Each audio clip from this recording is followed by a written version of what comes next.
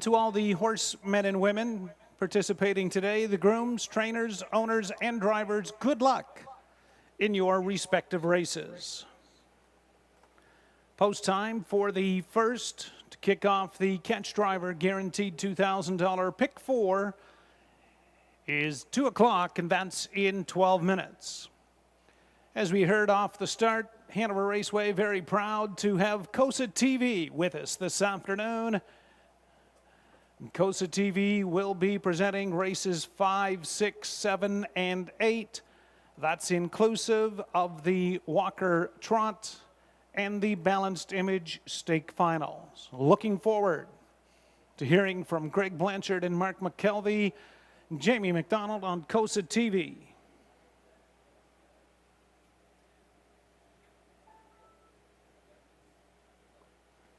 Here are the changes on your program. No changes in races 1 through 3 to kick off the daily double. First 3 legs of the pick 4. Turning over to the 4th race, in race 4, we have an equipment change, number 4, Heartbeat and Sizzle, blind to blinkers. Race 4, number 4, Heartbeat and Sizzle, blind to blinkers on the bridle.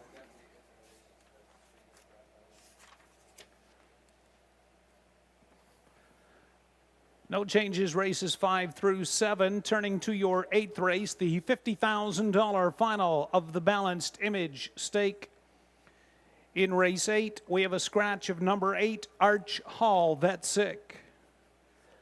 The also eligible number 9, Petro Dealin, will move in, score the trailing post 8. So race 8, scratch 8, Arch Hall, number 9, Petro Dealin, draws into race from the trailing post position 8. And turning back in your program to this afternoon's second race, we do have a late scratch to announce in race 2. Race 2, we have a scratch number 5, 7 Angels.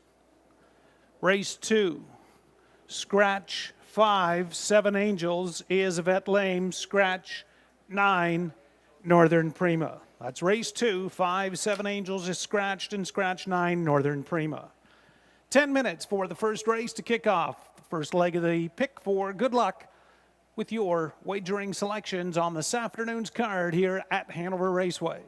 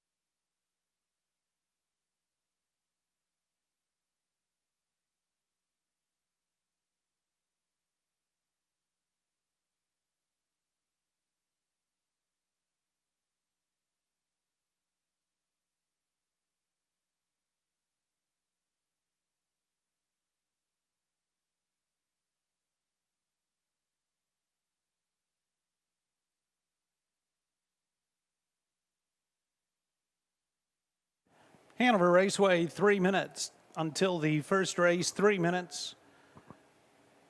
It's the first leg of the catch driver guaranteed $2,000 pick 4.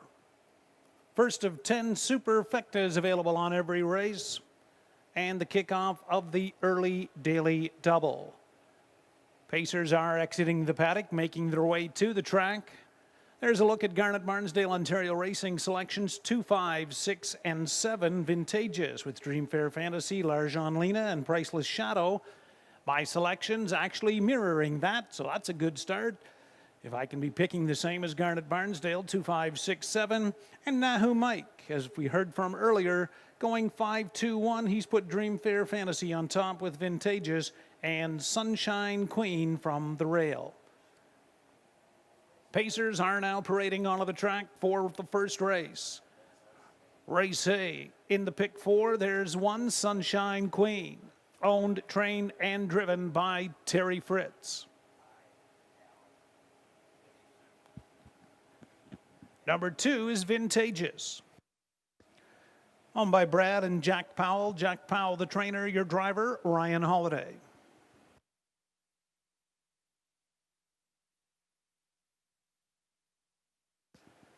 Ultra is number 3, owned by Ken Curran, John Curran, the trainer, the driver, Austin Sorey.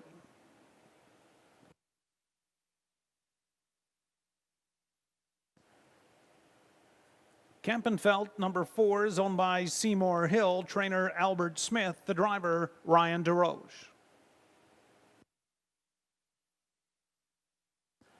Dreamfair Fantasy, the 5, owned by Keith Waples, trainer Greg McNair, Doug McNair driving.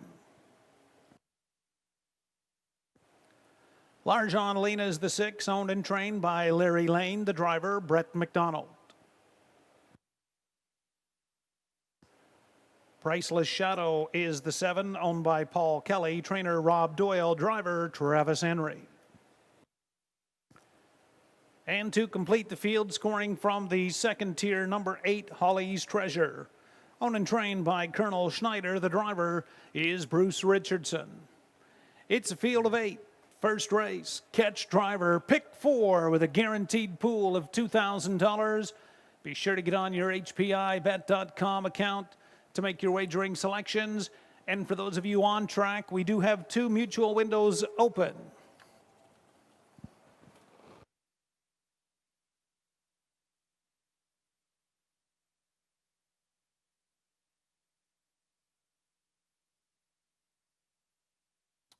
Hey everyone, looking at the tote board, some interesting value here, especially number 6, L'Argent Lena. You look at this particular barn, extremely successful, 516 win percentage for the Larry Lane barn. This horse, got a little bit tired on the end of the mile last week at Clinton, finishing 4th, just beat a length and a quarter, but sitting at 8 to 1. This looks like a great value play. When you look at the board, obviously Vintages is bet well as Dreamfair Fantasy, your 1-to-1 favorite right now. But I kind of like L'Argent Lena at these 8 to 1 odds. Of course, we have the catch driver pick 4. Get your pick in right at the last moment here. Good luck with your selections and enjoy your day.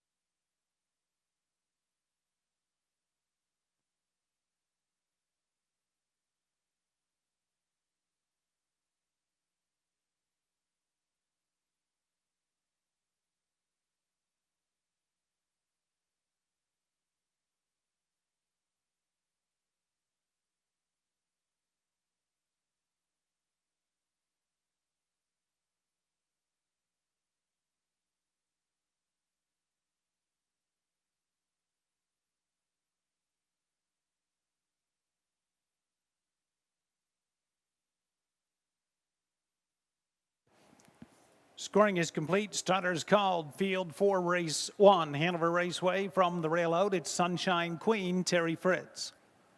2, Vintageous, Ryan Holiday. Then Ultra for Austin Sorey. 4, Kempenfelt, Ryan DeRoche. 5, Dreamfair Fantasy, Doug McNair. 6, Larjon Lena, Brett McDonald. Outside, Priceless Shadow, Travis Henry. Trailer is 8, Holly's Treasure. 4, Bruce Richardson. It's a field of 8, non-winners at 2,000 life. First leg of the catch driver, pick 4. They go the mile for $4,200. It's post time, race 1.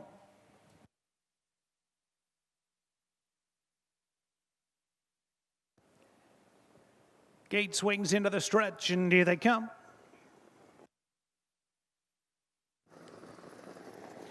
They're off, leaving out Kempenfelt. Ultra to the inside. Sunshine Queen protects away third to that first turn, leaving out from fourth, Dreamfair Fantasy. Crossing over fifth, Larjon Lena. Vintageous early sixth, Priceless Shadow is seventh. Holly's Treasure is the early trailer in eighth, and an eighth of a mile is complete. Working her way to the top for Ryan DeRoche, that's Kempenfelt. Outside, Dreamfair Fantasy coming with a rush now for Doug McNair, third, second, and he takes over the lead by the opening quarter in 29-1. And 2-year-old Better's Delight filly, Dreamfair Fantasy clears front for Doug McNair. Kempenfelt looks at it now second. Ultra Left Well is back in third. Larjon Lena to the outside from fourth. Sunshine Queen stayed in fifth.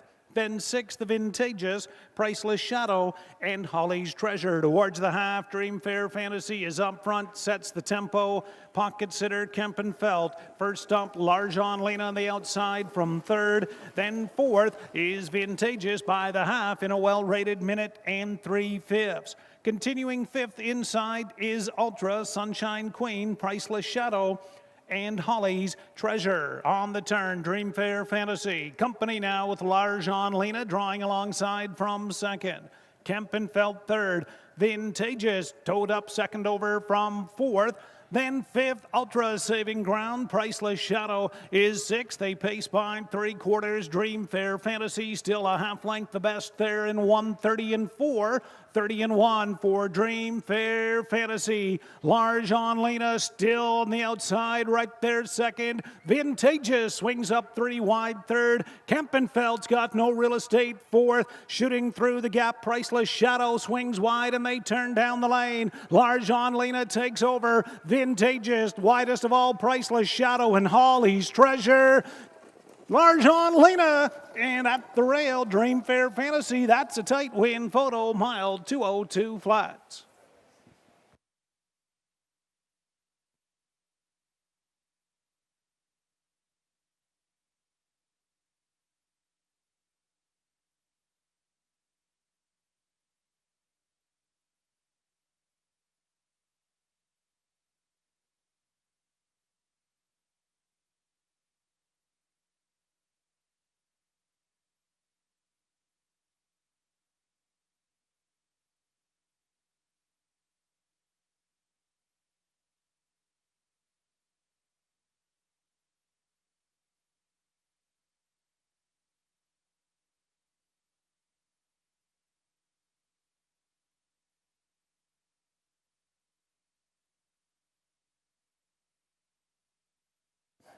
Race 1 in the photo, 6, Larjon Lena, the winner.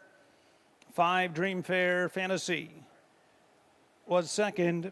2, Vintageous, third, and 3, Ultra, fourth. 6, 5, 2, 3. Mile time, 202 flat.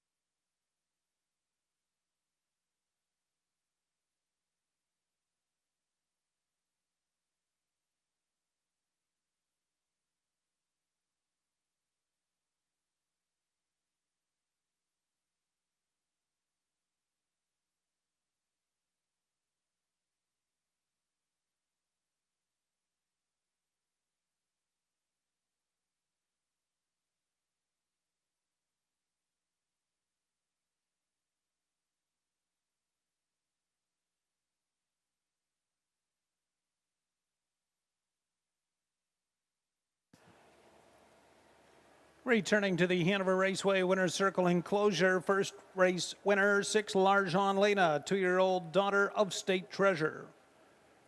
Bred by Sealster Farms, owned and trained by Larry Lane of Godrich. Brett McDonald in the bike for the victory. Larjon Lena, that's the filly's first, just her second start, pacing the mile in 2:02.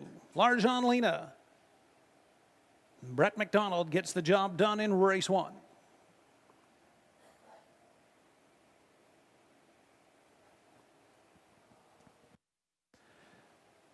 Mutual payoffs, Larjon Lena, 27.10 for the first leg of the pick 4, 7.10 and 2.50. 5 Dream Fair Fantasy, 3.70, 2.10, 2 Vintageous, 2.10 to show. Exactor combination of 6 and 5 from race 1, $56.10. 6523, 652 Triactor, $248.10 to $1 try. And the superfecta of 6, 5, 2, and 3, returning $420.33, a 20-cent ticket.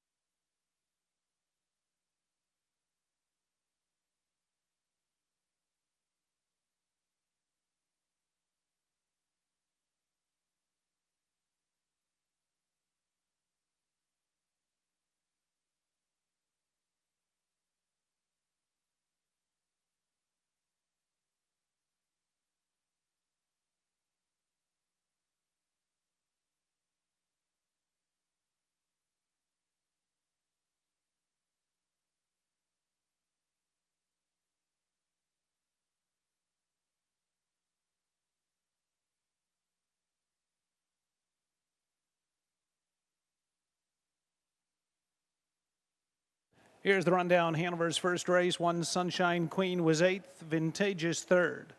Ultra 4th, Kempenfelt 5th, Dream Fair Fantasy 2nd. Larjon Lena the winner, Priceless Shadow 6th, and Holly's Treasure 7th. Top 8-3-4, 5-2-1, 6-7, quarter 29 and 1. Half in a minute, 3/5, 3/4, 1:30 and 4 the mile in 2:02 flat. Up next, Hanover Raceway's second race. Post time is 2:20 for the fillies and mares 7 Claimer, scratch number 5, 7 Angels, scratch 9 Northern Prima. So a field of 7 for the second race in 6 minutes.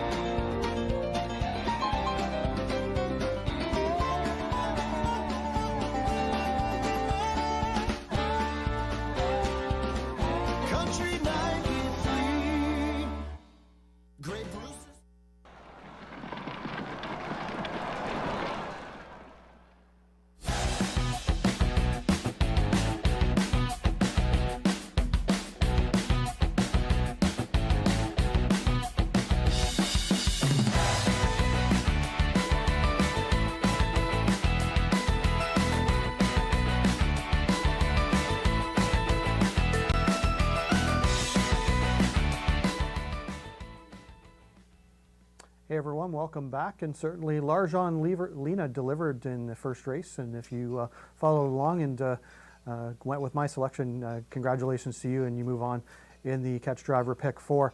Now we move on to the second race, and this race is extraordinarily competitive. 7,000 fillies and mares claiming.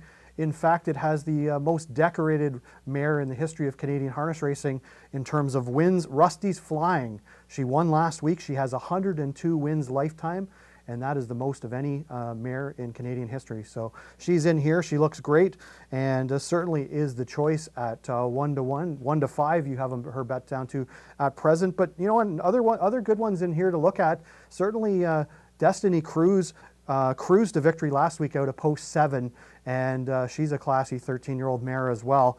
4 wins and 10 on the board finishes in 19 starts. Certainly cannot be overlooked in here. And rounding out my top 3, number 2, So Long Sugar. You know, I know that this particular one has struggled in the last couple of weeks, but you look 3 back and 4 consecutive top 3 finishes. If she can find that form that she had just a few back, and she's got post 2 to work with, Ryan Holiday's on board, and at her home track, I wouldn't be surprised to see her round out the top 3. Good luck with your selections, and we'll see you after the second.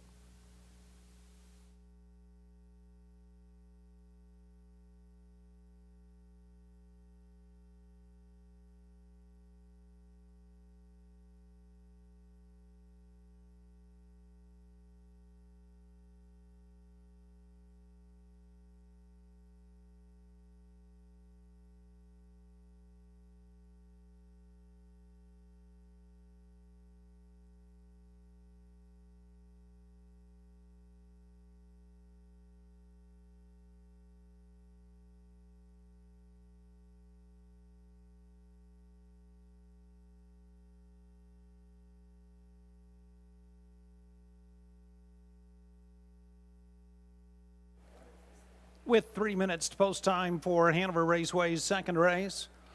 Pacers are exiting the paddock, making their way to the track. There's a look at Ontario Racing Garnet Barnsdale selection, 8, 4, 3, and 7, with Rusty's Flying on top. Likewise for Mike from Nahu. Mike 8, 7, 2, and 3. He has Destiny Cruise to finish second. And myself going 8, 3, 7, and 2. Rusty's Flying over Artistic Meadow, who is currently 24-1, and you cannot leave her off your tickets. Then Destiny Cruise and So Long Sugar for pieces of the Superfecta. Good luck with how you see race 2 playing out, coming up just a few minutes here at Hanover Raceway. Here they are on parade. One is Rhythm Sealster, owned and trained by Graham Burgess, the driver Travis Henry.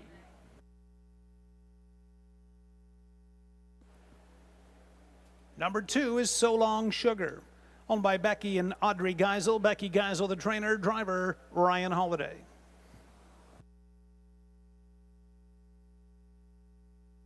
Artistic Meadow is the 3, owned by Shelley and Jane Kerr. Dennis Kerr, the trainer, the driving duties entrusted to Brett McDonald. Number 4, Miss Twinkle Linz Jones, owned and trained by Leslie Joyce, driver Austin Sorey. 5 has been scratched. There's 6, 1 Cent from Heaven, owned and trained by Harry Martin, driver Aaron Byron.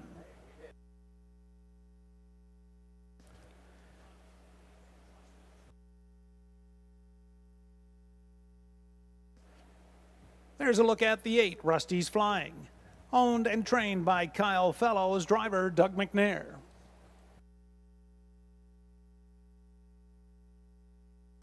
And making her way onto the track, the 7, Destiny Cruise. Is owned by Cameron McQueen, trained by Pat Shepard, will be driven today by Scott Coulter. It's a field of 7 for Hanover Raceway's second race coming up in just a couple of minutes.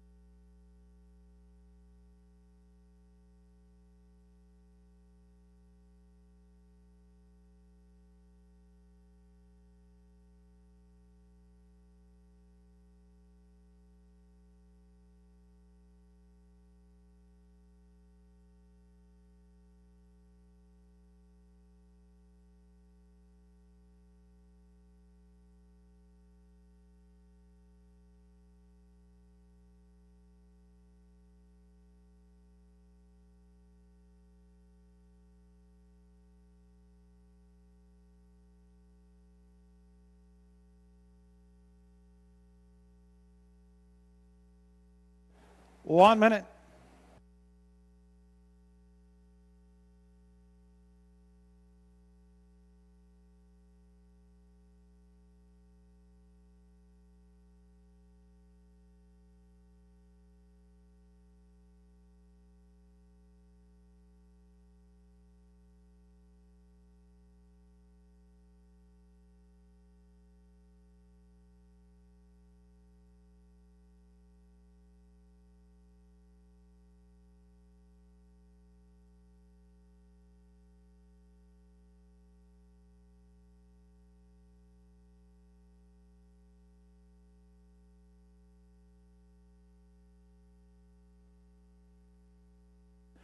Starter is called second race. Fillies and mares moving in behind the gate. Rail out 1, Rhythm Sealster, Travis Henry.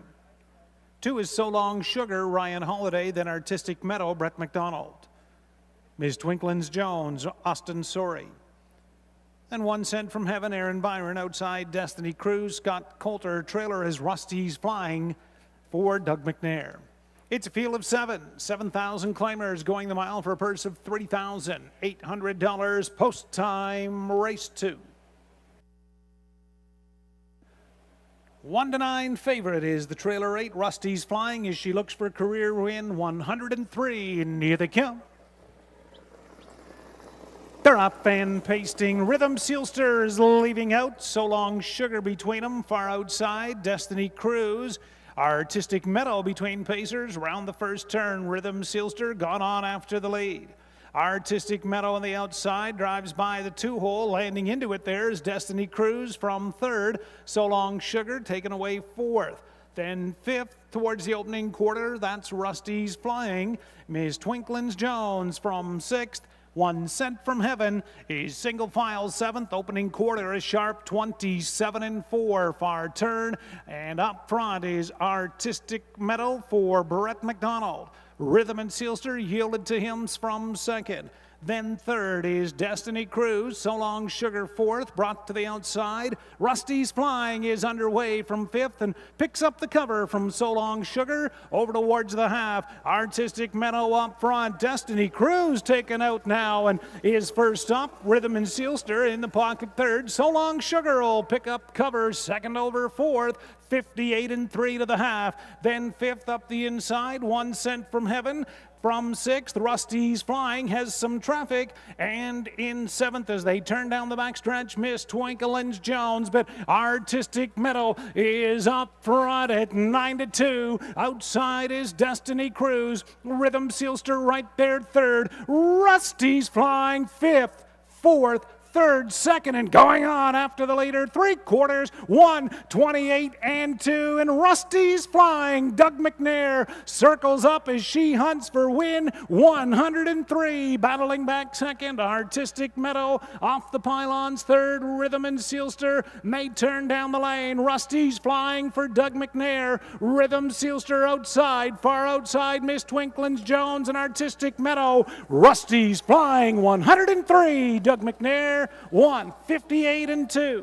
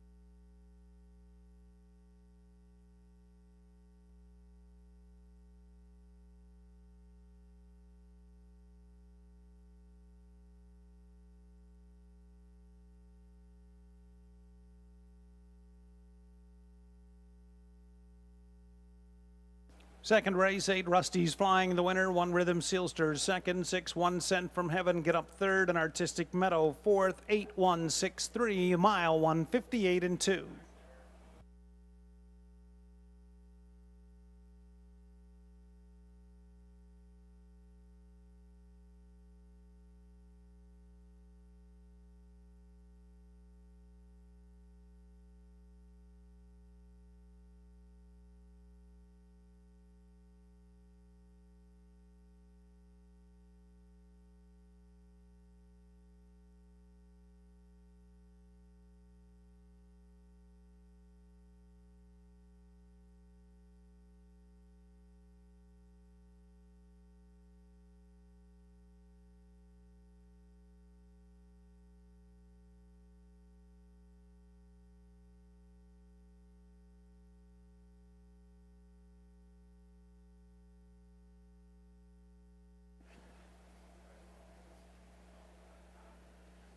Returning to the Hanover Raceway Winners Circle enclosure, second race winner number 8, Rusty's Flying, a 12-year-old mare from Artiscape. Owned and trained by Kyle Fellows of Rockwood, Doug McNair in the bike for her second in a row here at Hanover. Back-to-back victories, 5 out of 19 on this season and 103 in her career. Rusty's Flying 1:58-2, Doug McNair in the second. Mutuals, Rusty's Flying 320, 260, 210. 1 Rhythm Sealster 675, 40, and 6 1 Cent from Heaven 450 to show. 6-8 Daily Double $24.20, 24.20 on the double. Exactor 8 and 1, $16, 80 cents. A $1.816 Triactor returned $81 even. And your second race superfecta numbers 8, 1, 6, and 3. A $1 super, $270.35.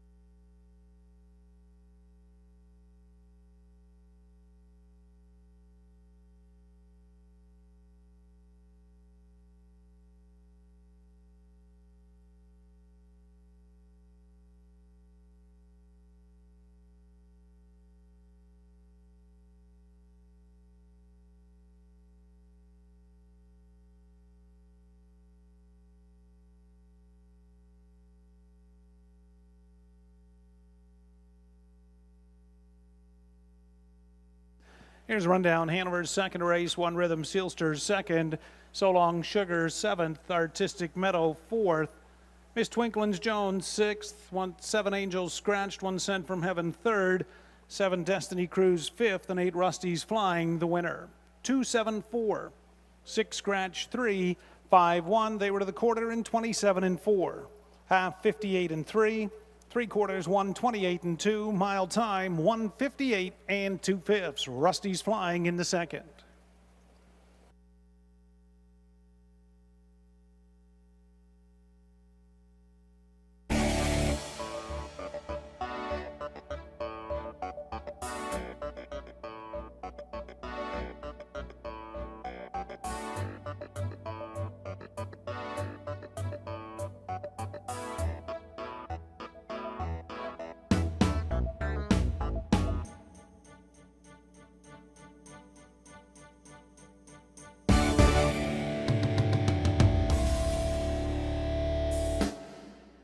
Avoid that midday lull and spend some time with Amy.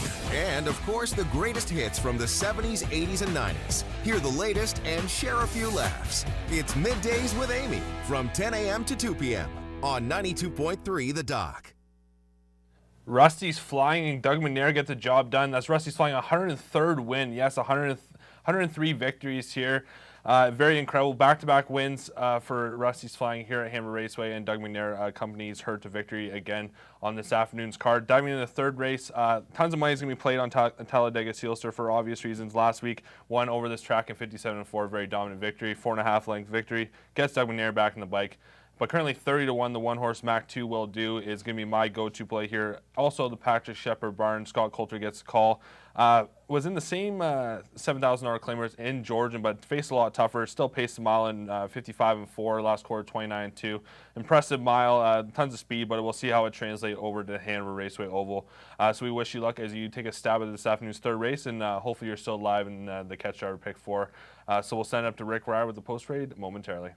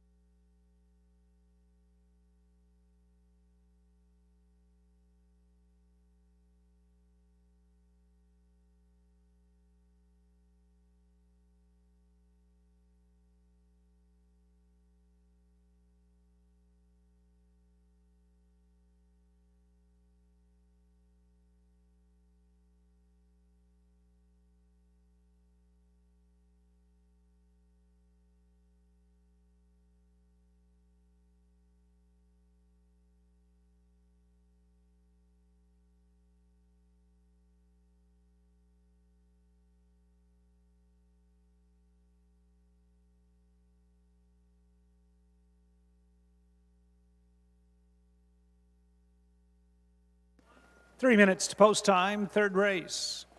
3 minutes. Here's a look at the Ontario Racing Garnet Barnsdale selections for race 3, 7, 6, 1, and 5, putting Talladega Sealster up front, looking for a repeat of last week's 4-length 157-4 victory.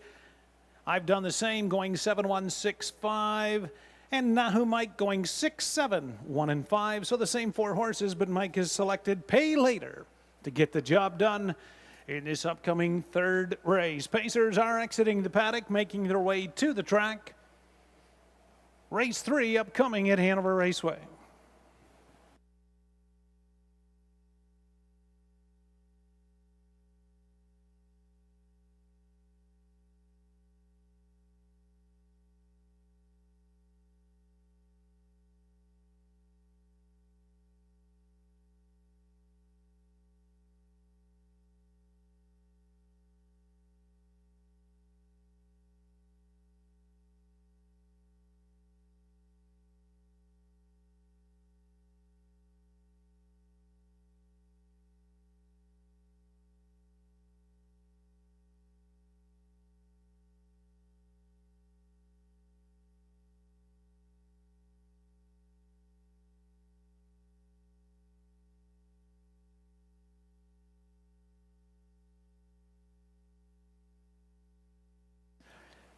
Race 3 on parade, number 1, Mac Two Will Do is owned by Triple S Equine, trainer Pat Shepard, driver Scott Coulter.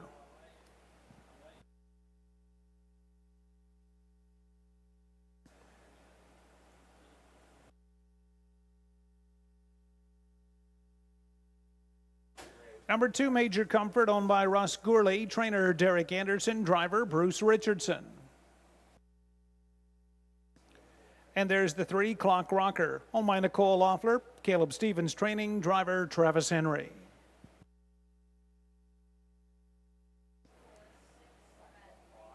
Number 4 is Flames Cammy Boy. He'll be parading shortly. There's a look at the 5, Prince Adaran, owned by Jim Wilson.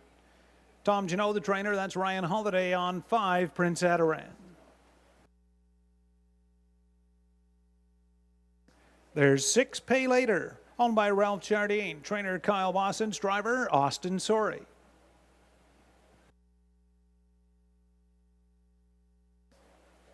There's a look at your 4, Flames Cammy Boy, owned by Jane Walker and Tom Smith. Jane Walker, the trainer, Tom Smith driving.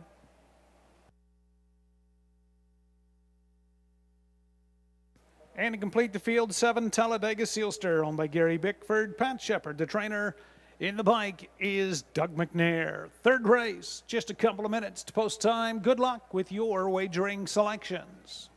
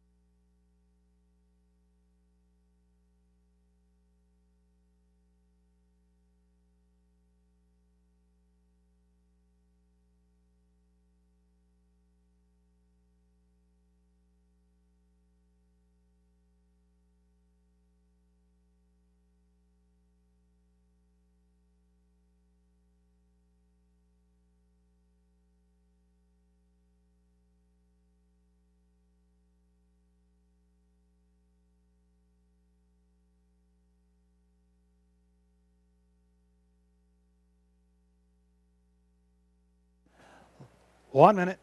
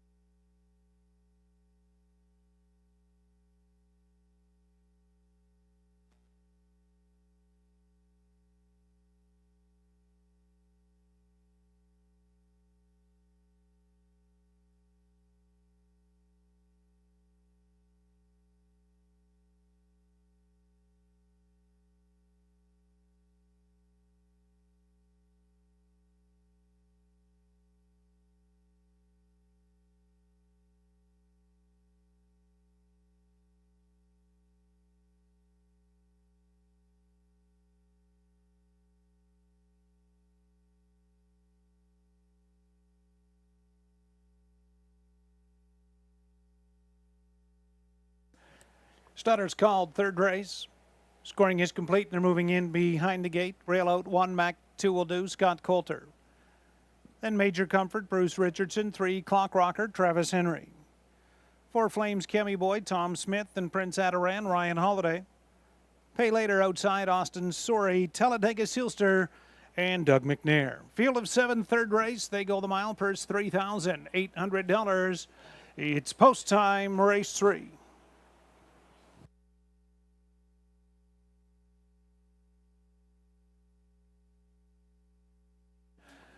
Third race, top of the stretch, and here they come.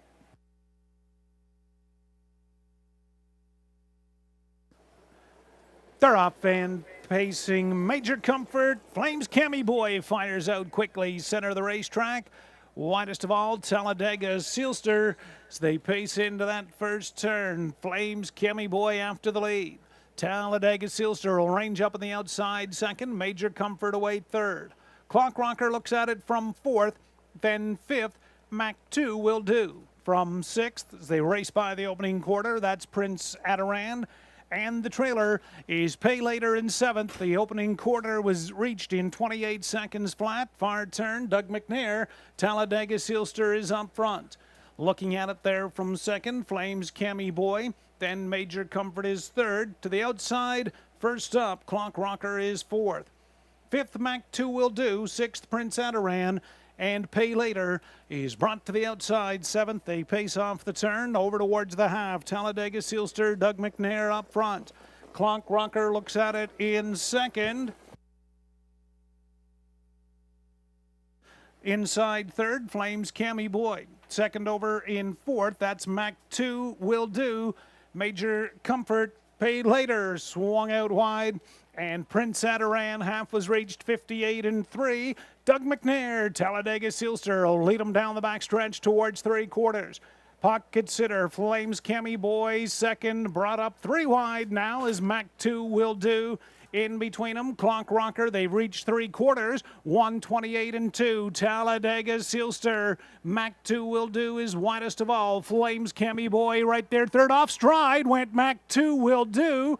They got out and around him safely as they race over to the top of the stretch. Flames Kemi Boy pops out of the pocket now, and he goes up and around Talladega Sealster. Flames Kemi Boy, and Tom Smith's going to get the job done race 3. Flames Kemi Boy the best. Pay Later up second. Major Comfort third. Talladega fourth. Three quarters, 158-4.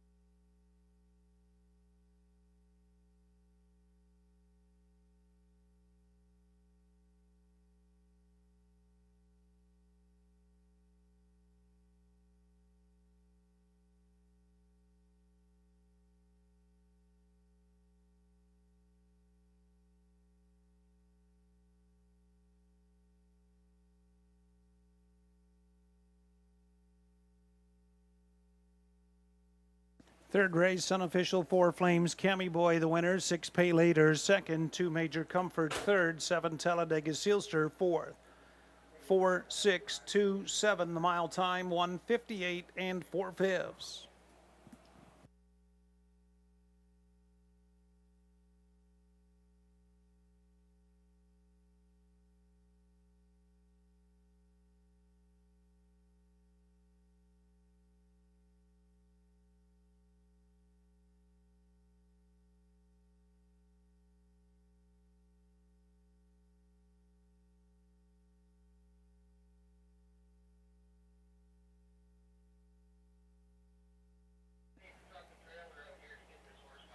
This will be a quick picture, a 4 Flames Kemi Boy, 13-year-old Kemi Best son, owned by Jane Walker and Tom Smith, bred by Homer Martin. Jane Walker, the trainer, Tom Smith on the bike for the 60-1 victory. Flames Kemi Boy's first win in 10 starts this year, paces the mile, 158-4. For Jane Walker, Tom Smith, Flames Kemi Boy.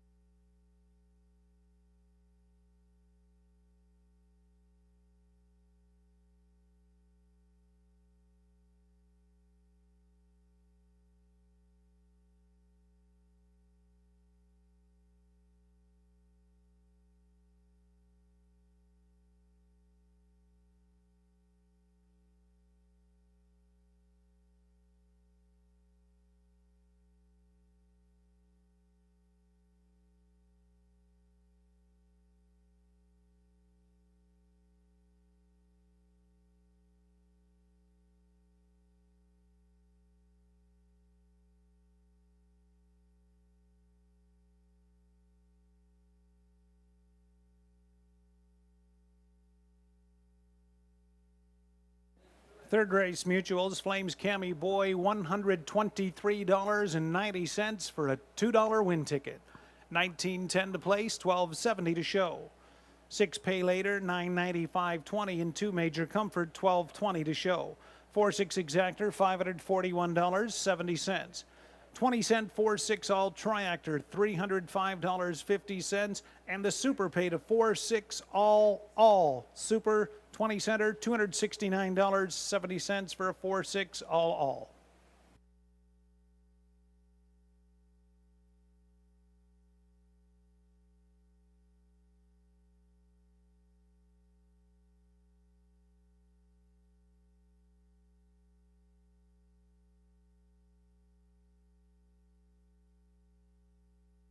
Upcoming fourth race at Hanover Raceway, we do have a claim entered on number 8, One Chilly Night.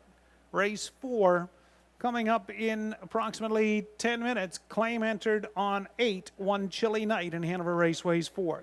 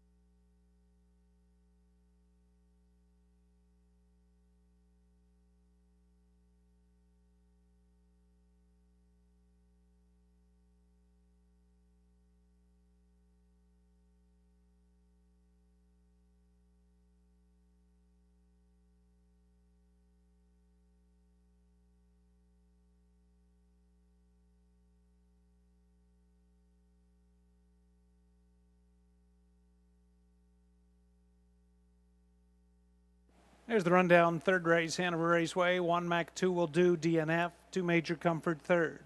Clock Rocker 6th. Flames Cammy Boy the winner. Prince Adaran 5th. Pay Later 2nd. 7 Talladega Sealster 4th. Top DNF 3-6-1-5-2-4. Quarter 28 seconds. Half 58 and 3. 3/4 128 and 2. The mile 158 and 4/5.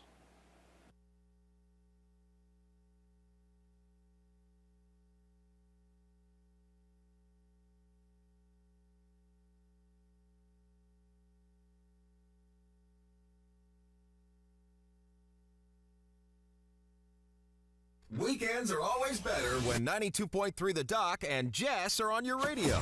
Have some fun and find out what's going on. The perfect pairing for whatever plans you have. Jessica, Saturdays and Sundays on 92.3 The Doc.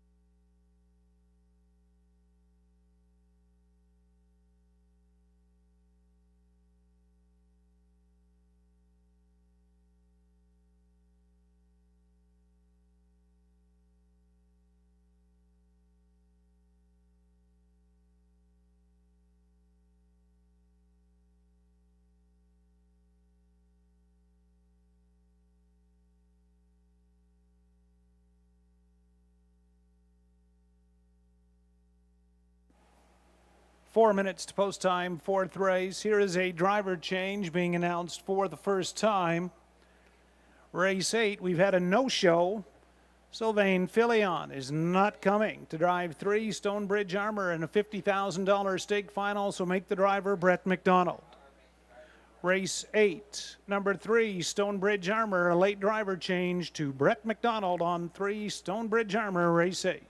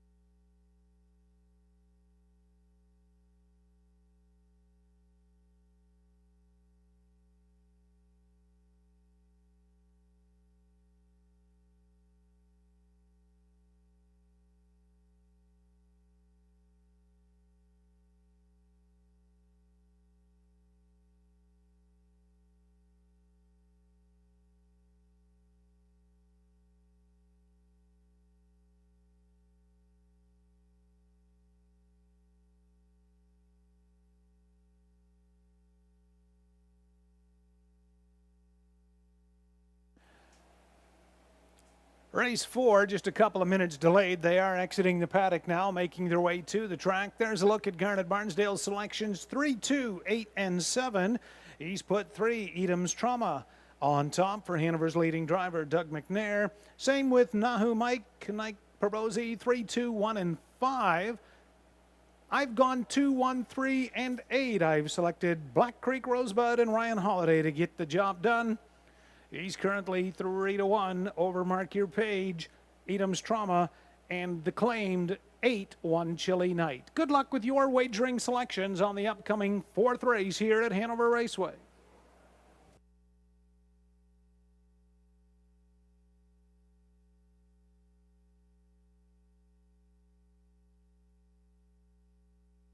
Race 4 on parade. Number 1 is Mark Your Page, owned by Linda Richardson, trainer Bud Sinclair, driver Brett McDonald.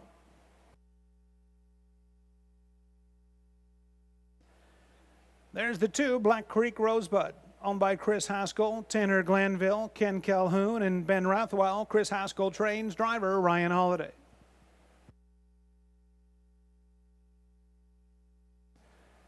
Edam's Trauma's the 3 is owned by Allison Hepburn and Sean Brisebois. Dave Fry, trainer, driver Doug McNair.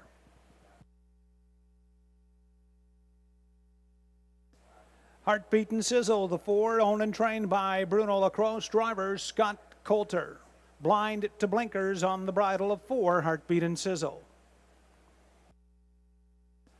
There's the 5, Daneries, owned by Rebecca Williamson, Jeff Williamson, trainer, driver Ryan DeRose. Joyful Kate's the 6, owned by Nicole Loeffler, Caleb Stevens, trainer, driver Travis Henry. My Dear Jasmine, the 7, owned by Triple S Equine, Pat Shepard trains, Austin Sorey driving. And there's the 8, One Chilly Night, owned by Len Christopher and Teresa Stokes. Teresa Stokes, the trainer. Natasha Day will drive. 1 claim entered on 8, One Chilly Night. They'll go to the gate in less than a minute.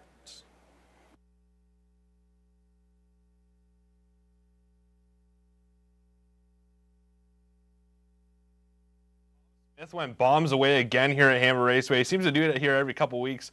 Thomas Smith drives this horse to victory for a 60-1 victory. So hopefully you have that on your ticket anywhere. It certainly will pay well, and I think Tom Smith will definitely be taking the lead in the Catch Driver Showdown today. It's going to be tough to beat. Someone could even sweep the rest of the races and probably still not beat Tom Smith's 60-1 score there. So congratulations to Tom Smith and all the connections on the Race 3's winner. Taking a look at Race 4 here, I think it's going to come down to 2 and 3. They're kind of fairly equal here, 2-1 and 1-1 currently on the tote board. I like the 3. Picks up Doug McNair, was second last time out, closed well, was fourth over down the backside, so that's didn't quite have enough to get there. I was up against Rusty's Flying, which we just saw win earlier today. Very tough, but should face easier here today, and you can't forget about the 2, who's currently 2-1. Black Creek Rosebud with Ryan Holiday in the bike. So we wish you luck as you take a stab at this afternoon's 4th race, and we'll send it over to Costa TV right after race 4. And we hopefully you enjoy their coverage with Greg Blanchard and Mark McKelvey hopping in their outside studio, and hopefully you enjoy the view of that and also enjoy all the exciting racing action we have coming up on Costa TV.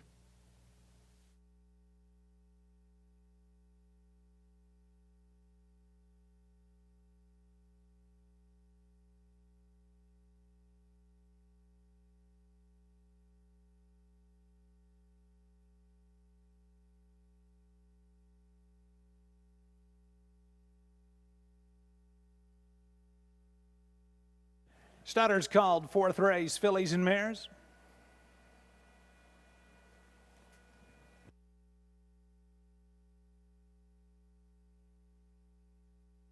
Scoring is complete, and they're moving up behind the gate. 1, Mark Your Page, Brett McDonald. 2, Black Creek Rosebud for Ryan Holiday, then Edam's Trauma, Doug McNair. Heartbeat and Sizzle for Scott Coulter, Daneries, Ryan DeRoche. Joyful Kate, Travis Henry, outside, My Dear Jasmine, Austin Sorey, and second tier number 8, One Chilly Night for Natasha Day. It's a field of 8 fillies and mares, 7,000 claimers. They'll go the mile for a purse of $3,800. Post time, race 4.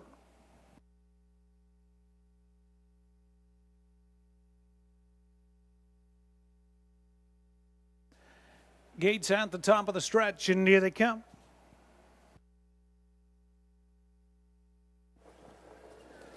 They're up and pacing. Mark Your Page leaves out the inside. Black Creek Rosebud and My Dear Jasmine is being put into play quickly. 3 wide around the first turn. Edam's Trauma will come away from 4th. Settling in 5th, early is Heartbeat and Sizzle. Daneries is 6th. One Chilly Night 7th. And Joyful Kate is the early trailer in 8th. But Mark Your Page from the rail got away up front by 2 lengths. Black Creek Rosebud looks at it from 2nd. My Dear Jasmine found a seat 3rd. Edam's Trauma 4th, opening quarter in 28 and 4. Then 5th is Heartbeat and Sizzle. From 6th, Daneries. From the following trailing position, but away 7th, One Chilly Night. And Joyful Kate is there in 8th. To the top of the stretch towards the half, Brett McDonald. Mark Your Page shows the way. Black Creek Rosebud enjoys a pocket trip 2nd.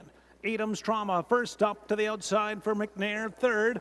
My Dear Jasmine in 4th. 2nd over is Heartbeat and Sizzle 5th. They're by the half in a minute flat. Then from 6th is Joyful Kate. Dana Rees is 7th. One Chilly Night is there in 8th, and they pace the turn. It's Mark Your Page. Edam's Trauma 2nd. Black Creek Rosebud right there in the pocket 3rd. Towards 3/4, My Dear Jasmine is 4th. Heartbeat and Sizzle in 5th. Tempo picks up now. Joyful Kate 6th. They race by 3/4. Mark Your Page is up front there. 129 flat, a 29 third quarter. Mark Your Page. Edam's Trauma still digging in on the outside 2nd. Black Creek Rosebud is there 3rd. Looks for room and swings out 3 wide now off the pylons. That opens up the rail for My Dear Jasmine. Top of the stretch. Mark Your Page. Edam's Trauma. Here comes Black Creek Rosebud on the outside. Edam's Trauma. Black Creek Rosebud and Mark Your Page. Edam's Trauma gets the job done. Black Creek Rosebud 2nd. Mark Your Page 3rd. My Dear Jasmine 4th. 1:58 and 4.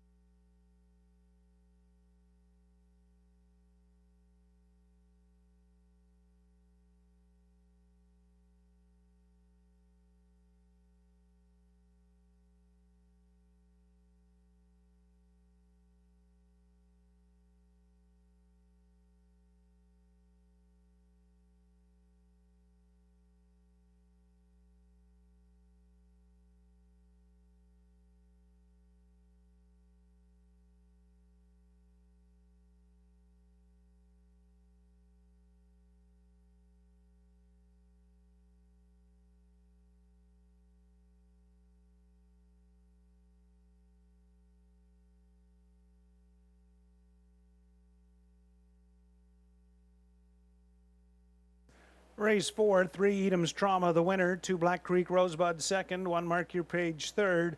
7 My Dear Jasmine 4th. 3, 2, 1, 7.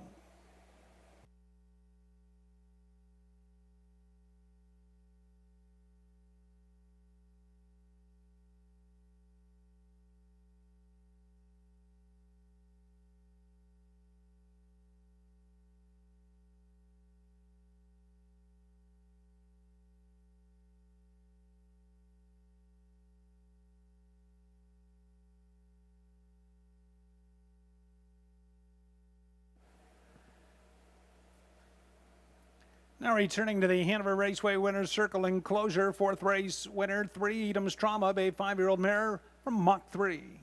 Owned by Allison Hepburn and Sean Vriesbaugh, Dave Fry the trainer, Doug McNair, 2nd winning drive in the card. Edam's Trauma, that's the mare's 3rd win in 21 outings, the mile 1:58 and 4.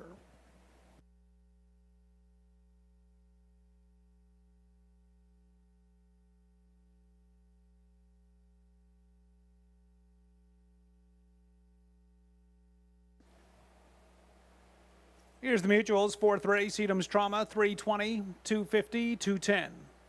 Black Creek Rosebud, 270, 220. 1 Mark Your Page, 270 to show.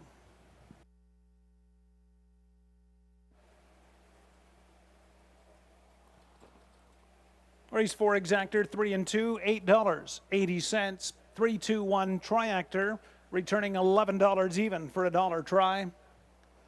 Superfecta, 3217, a $1 super, $68.50. And the pick 4, 4 out of 4. The pick 4, $1,112. $1,112.50. The pick 4 at Hanover Raceway. And for those of you on track, we have several horses for the Balanced Image Final. Warming up right now, they'll have the gray saddle cloth on for the Balanced Image Final.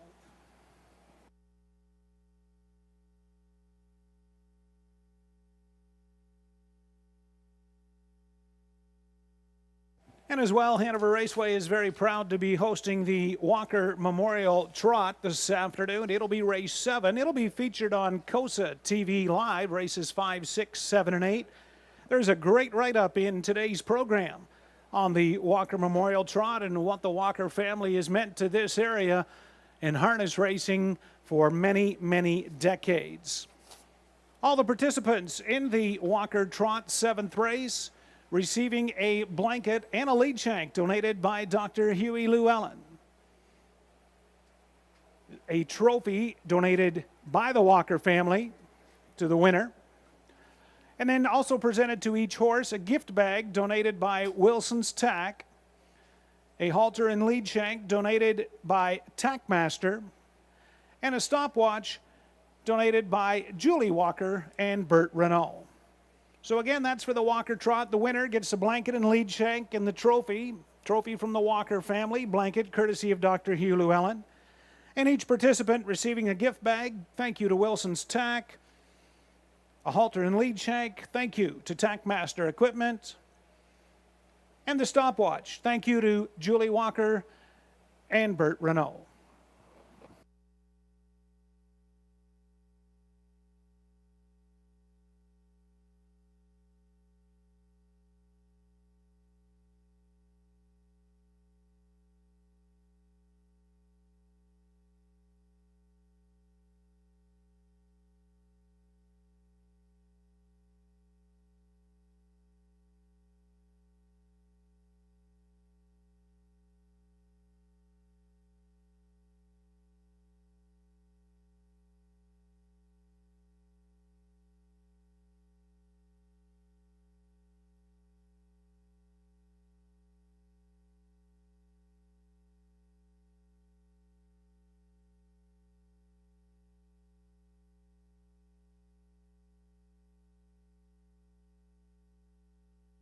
Here's the rundown. Hanover's 4th race. 1 Mark Your Page 3rd.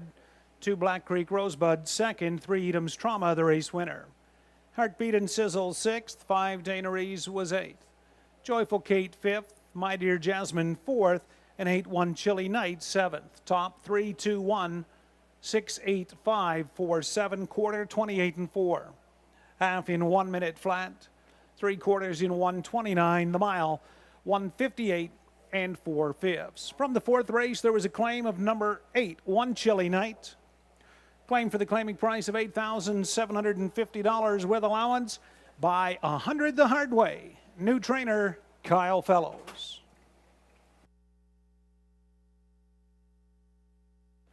Race 5 up next here at Hanover Raceway. No changes as programmed from the 5th race. 6 minutes showing to post time. And again, Hanover Raceway is very proud to have Costa TV Live as part of the simulcast show this afternoon for races 5, 6, 7, and 8, including this upcoming 5th and 6th, the 7th race, Walker Memorial Trot, and race 8, the Balanced Image $50,000 stake final.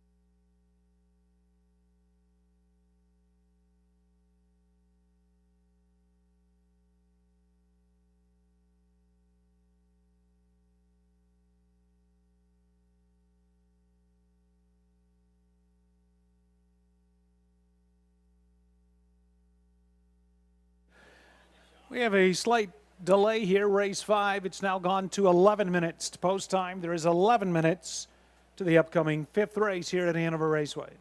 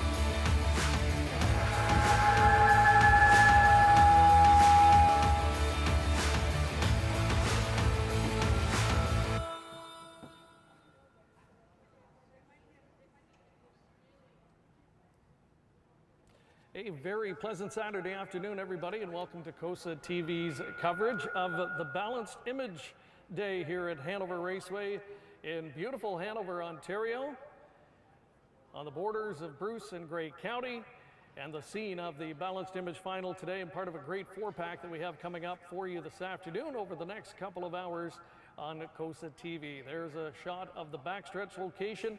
An area of busy activity here this afternoon as we've got some of the province's best 2-year-old trotters in town for that Balanced Image Final, and some top older square gators here as well in the Walker Memorial as well. There's a look at the scene weather-wise. A picture-perfect afternoon under sunny skies, 27-degree temperatures. Wind is a non-factor, and we are playing on a lightning-fast oval here this afternoon. Hi again, everybody, and welcome to our location up on the patio tarmac area here at Hanover Raceway. Greg Blanchard and Mark McKelvey, wonderful to be with you this afternoon, wherever you are tuning in. Great race package of 4 coming up for you this afternoon. Trotters, though, will be in the spotlight. And Mark, when you talk about the Balanced Image today, maybe what's as significant as the horses we're going to see in the final are some of the ones who are not here. Certainly is, as coming into this Balanced Image Final, if you watched last week's eliminations, there's probably some names you'll be looking for. Well, they're not here, and that's based on a few different circumstances, some that may be unforeseen, others taking a different route with their schedule here in this rookie campaign. But I think certainly worth noting that Arch Hall, who I likely think would have been the favorite in today's final from the second tier, is out. We do have an also eligible drawing in, so we do have a full field of 8 for that balanced image coming up in race number 8. So we want to welcome everybody tuning in today across our wide variety of social media platforms today. And a way for you to get engaged with us this afternoon, here is our poll question, sponsored by hoofbid.com. And for everybody that takes part this afternoon, by leaving your comment, you will be automatically entered for that grand prize draw coming up in our season finale for an urban e-bike, compliments of our good friends at hoofbid.com. There's our poll question for today. It's simple. Who do you think is going to win the Balanced Image Trot? Is it A, Sweet Soul David? Is it B, Rocketing? Will it be C, Time L Chrome? Or D, someone other than one of those three? Again, for everyone who comments and plays along today in that poll question, you are automatically entered for that grand prize draw. The other member of our broadcast team standing by with us this afternoon is Jamie McDonald. Good afternoon, Jamie. What else is coming up today on the show?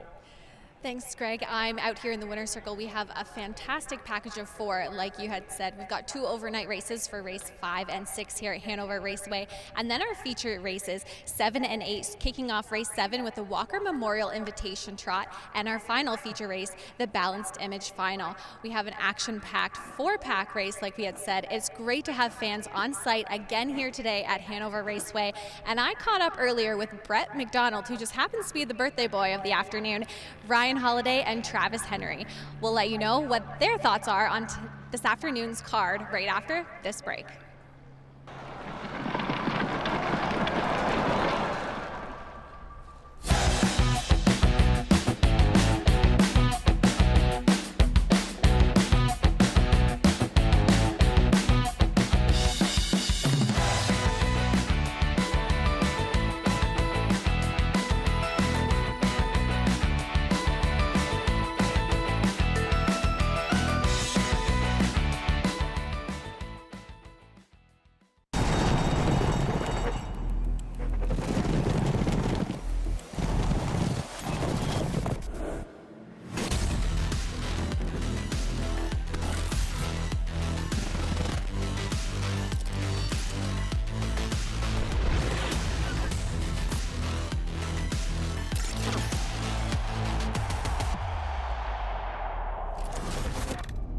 Dark Horse. Download the app today.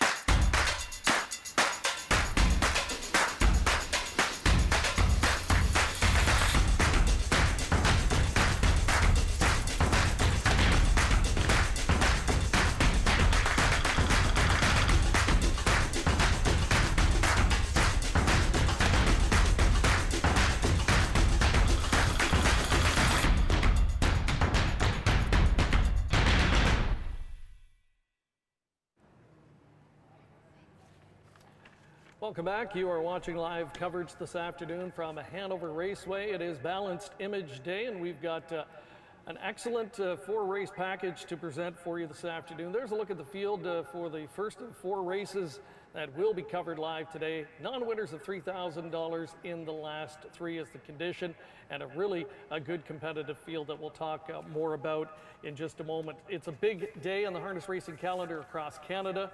Down on the East Coast in Charlottetown tonight, it is their signature event, the Gold Cup and Saucer, for a purse of $60,000 tonight at Mohawk Park.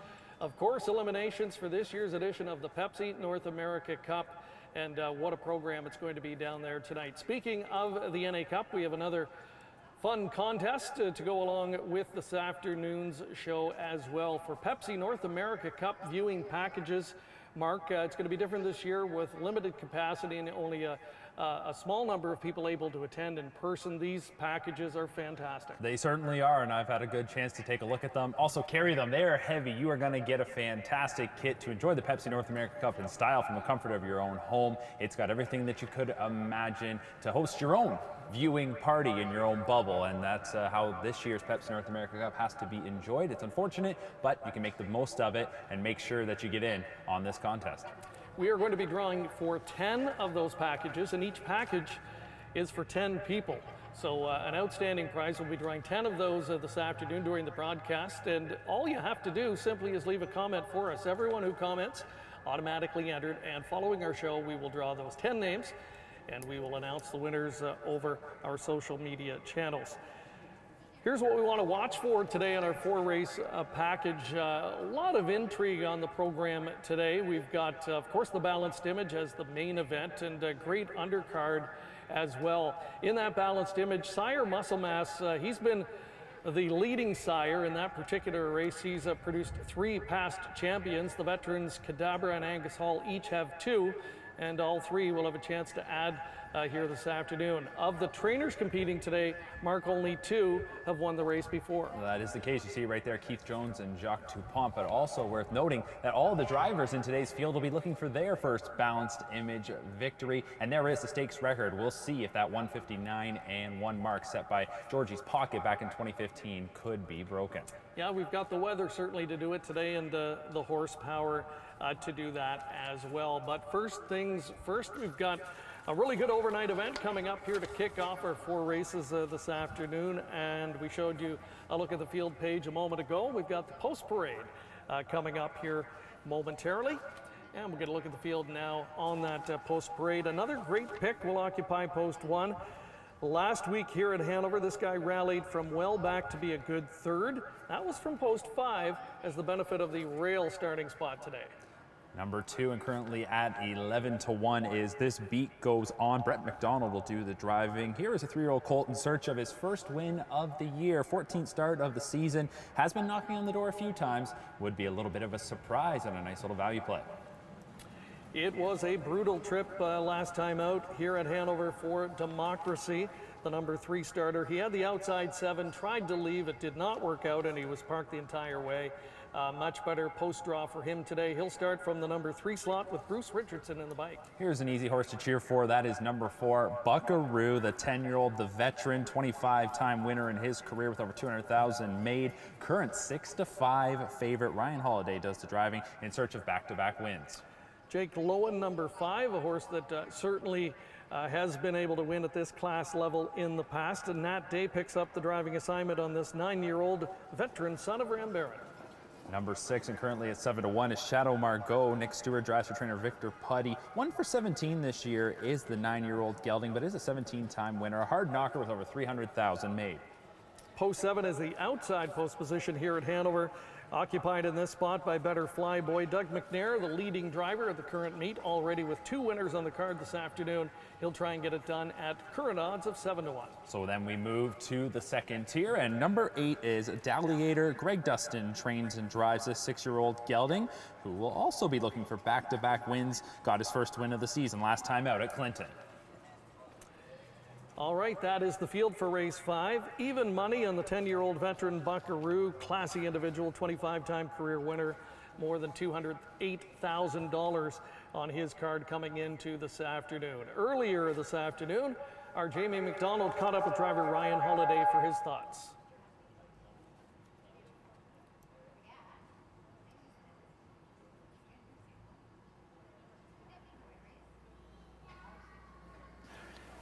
Race 3 on parade. Number 1, Mac 2 Will Do, is owned by Triple S Equine. Trainer Pat Shepard, driver Scott Coulter.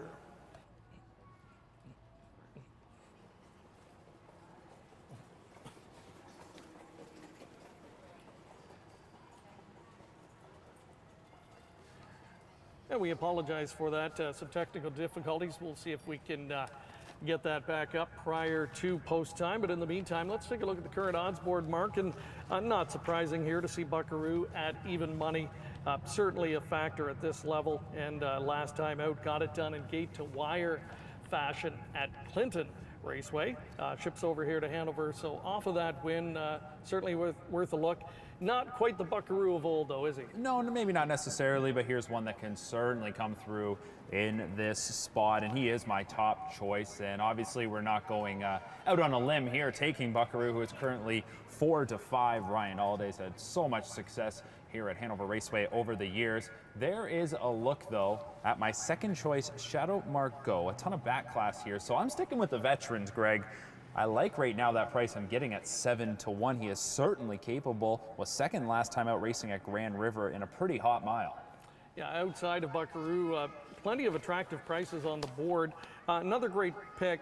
Not shocked to see him getting a lot of tote support today. He overcame a tough start last time out here to finish third. He was well back through those torrid fractions, 55-3 opening half, and the eventual time of 154-4.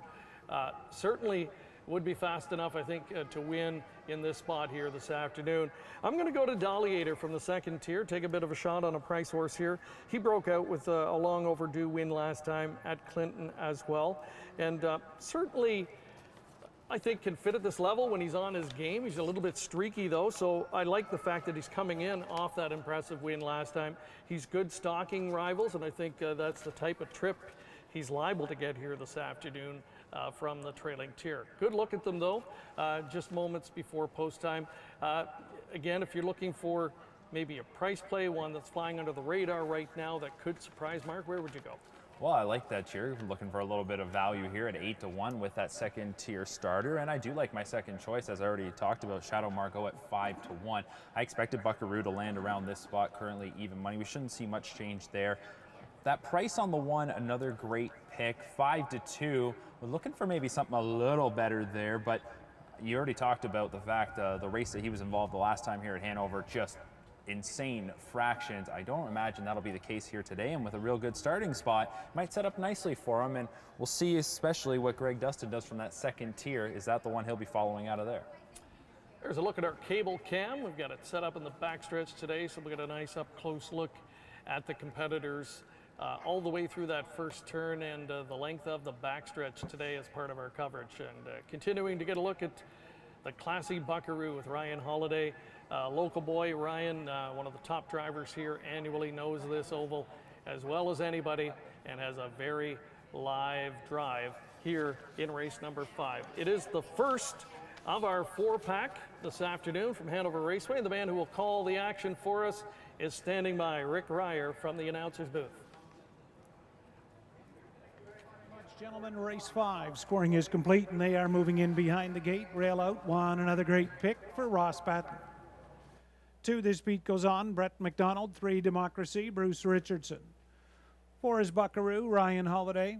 5, Jake Lowen, Nat Day. 6, Shadow Margaux, Nick Stewart. Outside, Better Flyboy, Doug McNair. Trailer 8, Daliator, Greg Dustin. Race 8, race 5, field of it. Purse are into the stretch, and here they come. They're up and pacing, leaving out another great pick, Democracy in the middle. Buckaroo is caught 3 wide, rounding into that first turn. Shadow Margaux drives up from 3 wide, settles early from 4th. This beat goes on, will come away 5th. Jake Lowen in between them takes a hold from 6th. Better Flyboy 7th. And the early trailer in 8th is Daliator. And the early battle up front, Ross Patton inside. Another great pick. He wants the front. Democracy will be forced to take a seat there from 2nd. A gap of 6 lengths has opened up. Buckaroo there from 3rd. Shadow Margaux is racing 4th. They're by the opening quarter. We'll have the time shortly. Looking at it from 5th, this beat goes on. 6th to the outside is Better Joy. Then 7th is Jake Lowen. And Daliator is in 8th. Over towards the half, Ross Patton up front. Another great pick. Democracy from 2nd. Veteran Buckaroo steps first up to the outside for Holiday 3rd. Then 2nd over, Shadow Margaux 4th. They pace by the half, staying inside from 5. That's this beat goes on. Better Flyboy is 6th, Daliator 7th, and Jake Lowen shuffled inside 2/8 down the backstretch. Another great pick will take him towards 3/4. Outside second is Buckaroo. Democracy right there third. Shadow Margot gapped a little fourth. Better Fly Boy is fifth by 3/4. Another great pick, still by a half length. Outside is Buckaroo. Democracy a pocket trip third. Shadow Margot is fourth, bottom third. And veteran Ross Patton is showing them how it's done on the front with another great pick as he opens up 3. Another great pick will cruise home here in the 5th. Ross Patton, another great pick, gets the job done. Battle for second. Looks like Buckaroo close with Deliator. Jake Lowen closing up 4th.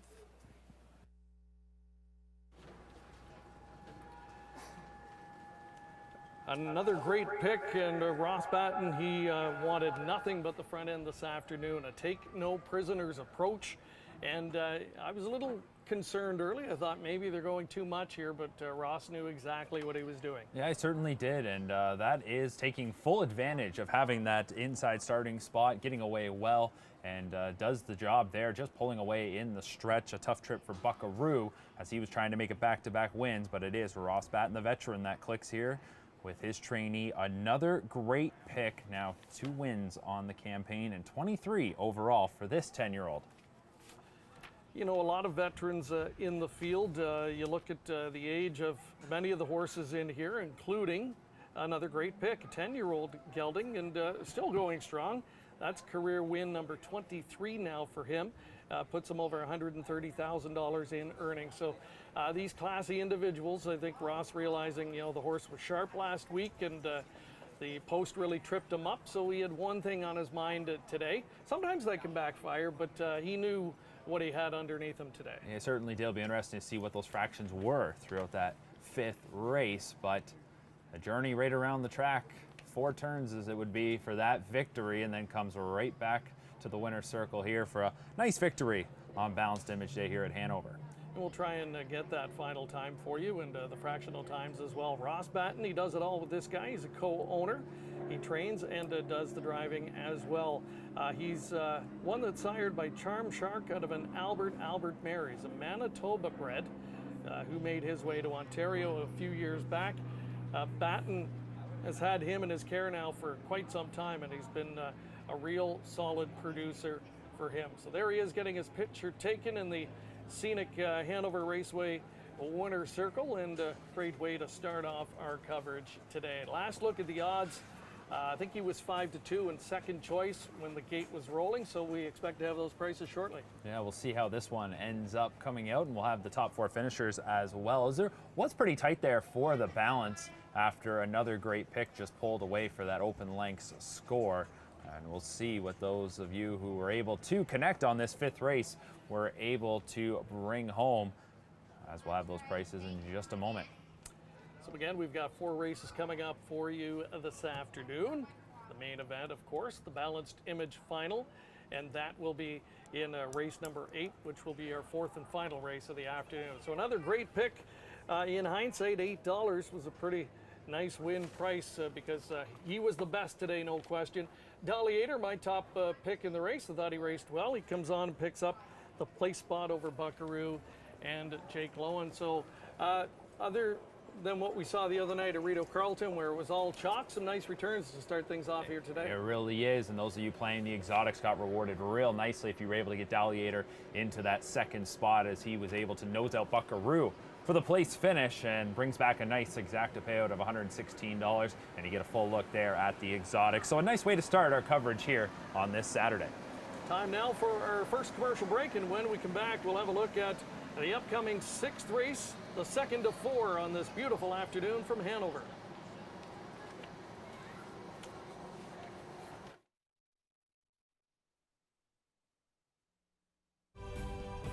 COSA, the Central Ontario Standardbred Association, proudly serving Ontario horse people with integrity and accountability. Collaborative, supportive, helping to ensure a vibrant harness racing industry. Lifetime membership is free and there are many benefits. Become a new member today. COSA, representing the interests of horse people racing at Ontario racetracks. To find out more, visit cosaonline.com.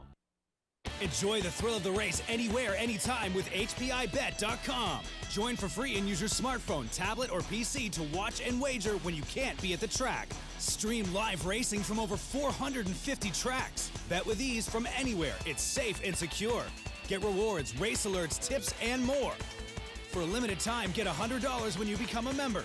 Plus, 1 month free live race streaming and your first bet is on us. Go to HPIBet.com to join for free today.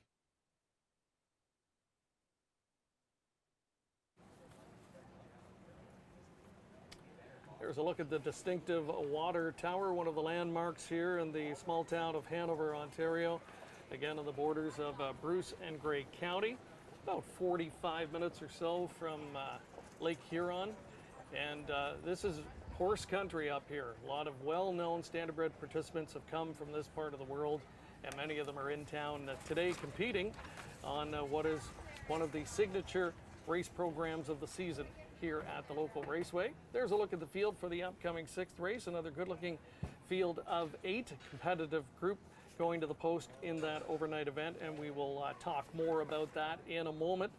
But as we turn our attention to that balanced image final in race number 8, these are Ontario sired 2-year-old trotters, Mark, and again we look at the stallions in the provincial program and the production record, and it's pretty impeccable when you look at the group here. All the best ones are represented. So with that, let's take a look at the standings this year in the OSS program when it comes to trotting stallions.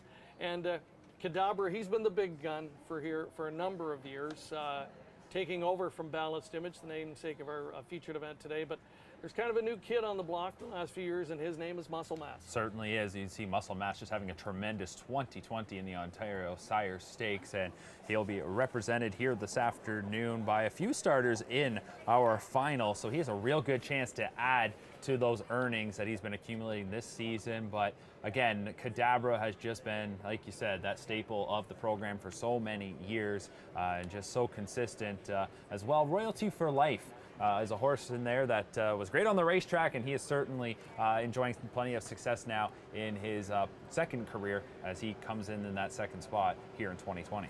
Yeah, so Terra Hill stud, flush with great trotting stallions. Wheeling and Dealing, having a bit of a breakout season, I would say. He's 4th and one of the highest in terms of average winnings per starter this year. And EL Titan rounds out the top 5. And he, the sire of a recent Canadian record setter on a half-mile oval. That's the case on Wednesday night. Hayek from the Ben by Argent barn.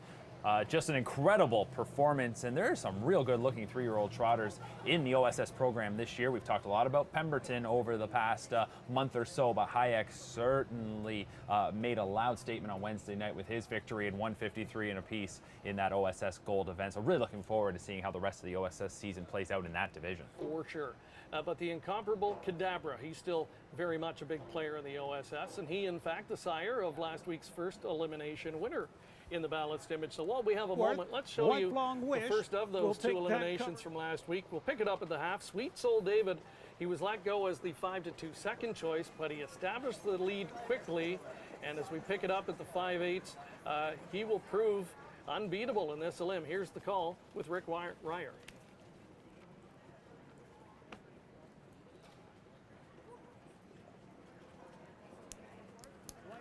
Wish is 5th. They trot by 3/4. Sweet Soul David stretching it out now. He opens up 2. I'm Extra Special from 2nd.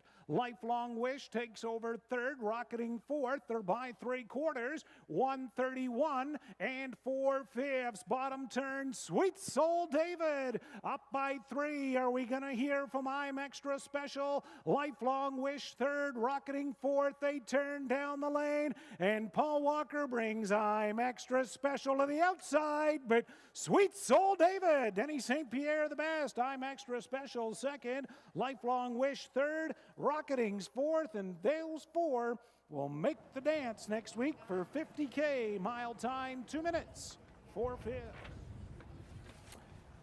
A rock-solid win last week, that big 58 and 4 back half speed, handled the track beautifully. Second place finisher, as mentioned, not here today. And the 3rd place finisher, Lifelong Wish, we'll hear more from his connections later. Thought he was sneaky good in finishing third. Yeah, that race was pretty much, I want to say, wrapped up at the three-quarter pole. And of course, Denny St. Pierre had things well in hand there with Sweet Soul David. That 31-4 second quarter certainly had him shaped up well. And he trots home nicely, 29-second final quarter. You alluded to the 58-4 back half. So you got to watch how everyone else was racing. They're not going to get there for the win. So how are they finishing up? And I think you raise a good point there when you talk about lifelong wish. All right, so we've got that to look forward to. The Walker Family Memorial Trot as part of the undercard as well. But race 6 is coming up next. Another condition contest, another good-looking field of 8 going to the post in here. Pretty wide open affair. Shark Idea returns after some downtime, 3 weeks away from the races, has post 4 here. So we wanted to find out a little bit more about him. Earlier today, Jamie caught up with driver Brett McDonald.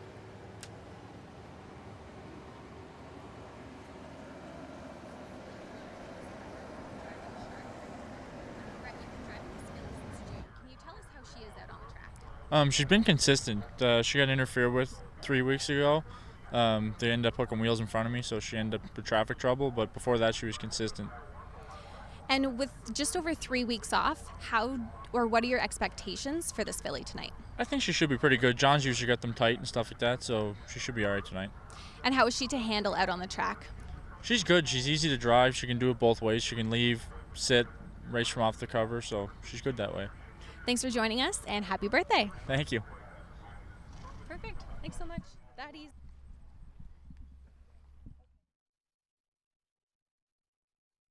And a happy birthday going out to Brett McDonald, and what better way to celebrate with a couple of wins on today's program. He has picked up a live drive in the main event this afternoon in Stonebridge Armour from post 3. Sylvain Filion was to drive. Brett will take over him from post 3 in that featured event, but he's got Shark Idea here from post 4. I think he sounds relatively confident. What about you, Mark? Are you confident the horse is ready to return to the win column? Well, if you hear the driver liking bringing that kind of confidence to the table on a horse that has been off for a few weeks, then yeah, you've got to keep your eye on this one, Shark Idea. I'm not going to go that direction. We will get to our selections in just a moment, but I certainly think Shark Idea is going to be ready to fire and will certainly be a big factor here in this 6th race. All right, so it is time to meet the field now for race number 6. They're just making their way out now for the post parade. Gotta Have Faith is number 1 in this non-winners of 6,000 lifetime class. So relatively inexperienced youngsters in here. Clayton Graham is the co-owner. He trains and does the driving. A Chestnut Badlands Hanover 3-year-old filly, 1 for 15 this year, but coming off a good 2nd place finish here last time, and you're getting a juicy 11-1. Number 2 is still owing, and this is an intriguing 3-year-old filly because she is making her Ontario debut, coming in from the Maritimes. Last race at Charlottetown back on August 6th was 3rd. She's winless this season, but her last few starts have been pretty encouraging. We'll see how she does here in her local debut. A 2-year-old filly in the field, Alamode Sealster number 3. Doug McNair looking for the driving triple early on the program. Father Greg trains this daughter of Sunshine Beach. Winless in 4, but a couple of runner-up finishes, and has tried grassroots level competition in 3 of the 4 starts. Next up is number 4, Shark Idea, and we heard from Brett McDonald. 3-year-old filly has been off since July 28th. She should be fresh here today, and it sounds like they've gotten her tightened up. John Laheed is the trainer, and how about Tony Elliott, who is one of the faces here at Hanover Raceway, part of the ownership, so we're wishing him the best of luck here on what is already a big day for him. Yeah, Tony, the assistant GM here this season, Steve Fitzgerald, and they've done a wonderful job this season, and the wager's been strong at Hanover, and they're clamoring to get fans back. Steve Fitzsimmons, my apologies for that. There's a look at 5, Deputy Sealster, Thinking Out Loud 3-year-old colt, Travis Henry driving for Dale Fritz, another local conditioner. Number 6, Della's Boy. We'll see if Ross Batten loves Costa TV and he can make it back-to-back wins on today's coverage. Once again, doing co-owning training and driving of this 4-year-old. Track announcer Rick Ryer, the co-owner, along with Rebecca Geisel, local Hanover owner-trainer. She conditions Maiden's Cove. Ryan Holiday driving 2 for 7 this year, this 3-year-old daughter of Mach 3. And to complete the field, number 8 is E.L. Spider, a 4-year-old mare, as it'll be Tim Jacobson driving this Adrian Hickey, trainee. EL Spider to complete our field. Longest shot on the board, but hey, we've seen some big upsets this season at Hanover. So that is the field. There's a look at the current odds. That's your long shot at 45 to 1. Alamode Sealster, the lone 2-year-old in the filly, in the role of favorite right now at 7 to 5. You would have to think she'll be a factor in here, getting to drop in competition. She faced grassroots types last time at Mohawk Park, has found the going a little bit tough at that level.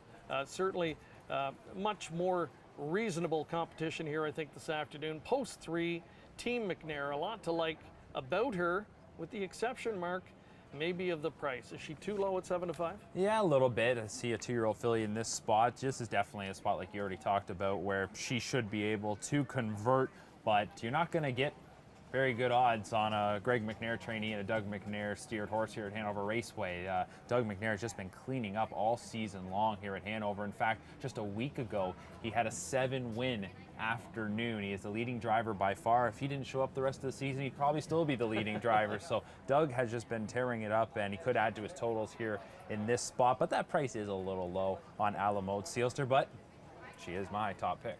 Yeah, quite a feather in the cap of the folks here at Hanover to have Doug, our O'Brien Award-winning driver, here for the season. He's been doing double duty, coming here on Saturday afternoons and then heading back down to Mohawk Park to drive there. So, yeah, not surprising to see him leading the standings here, and I guess not surprising to see him wanting to come back up here and support the local track. He's got the family connection from this area. Yeah, there certainly is that connection to this area, and I think coming out of the COVID break, you'd have to imagine that a lot of the drivers and trainers, everybody in the sport was hungry to get after it, and here happened to be a first season where Hanover decided to move the post time to the afternoon, and it does align up well enough for him to pull that double duty, and I give him full marks for committing to it and sticking with it, and he's had a great go of it. I know the local fans here certainly love getting the opportunity to see one of Canada's best drivers and one of the best drivers in the entire sport come here and put on a show, and that has been the case all season long.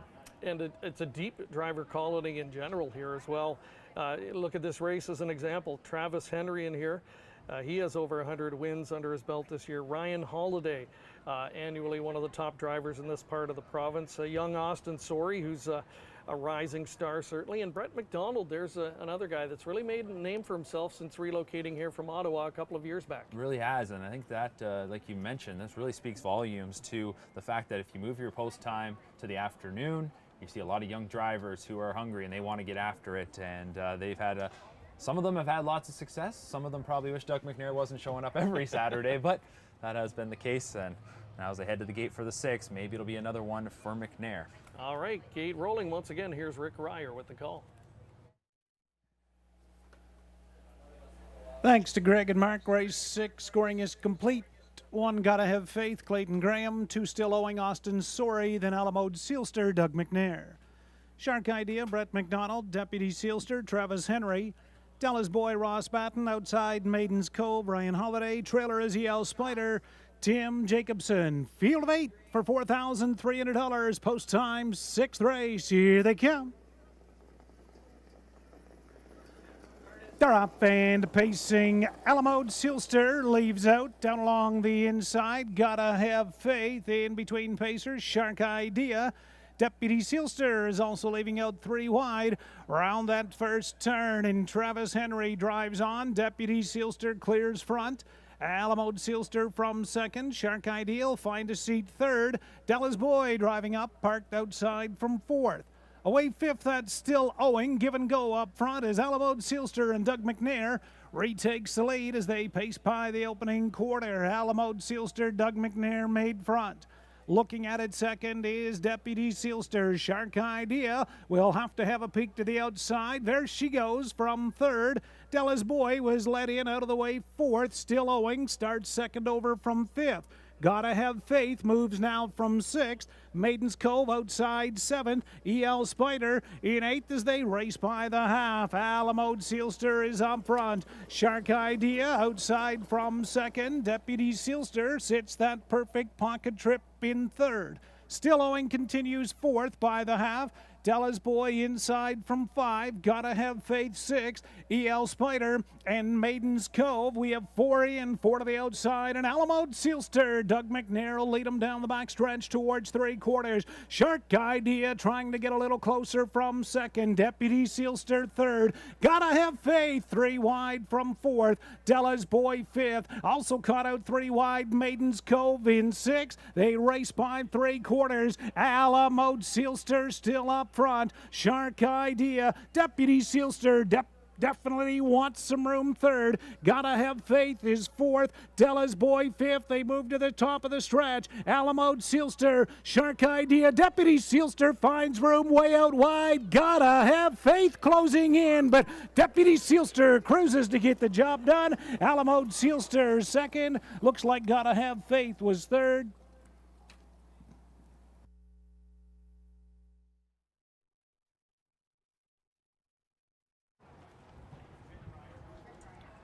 Travis Henry working out a chilly trip with Deputy Sealster, and the colt responds. The thinking out loud pacer, who was a vet scratch sick last time, certainly looking none the worse for wear here this afternoon, converting to a 159-1 victory mark. And yeah, when he tipped the pocket turning for home, there was never a doubt. No, it certainly wasn't. Was loaded with pace at the head of the lane and goes right on by for the score over that 2-year-old filly, Alamo Sealster. You'll get a good look here coming down the stretch at what Travis Henry had at his hands here as Deputy Sealster is going to score his 2nd win of the season. Alamo Sealster, no surprise to see them put her up on the front. Almost looked like after she cleared at the opening quarter and they went into that turn, it almost felt like she kind of pulled herself up for a moment there, did the rookie on the front, and you could see Travis Henry get right up on the back of McNair, but everything settled, and then it ended up just being that dreamy 2-hole ride for the winner.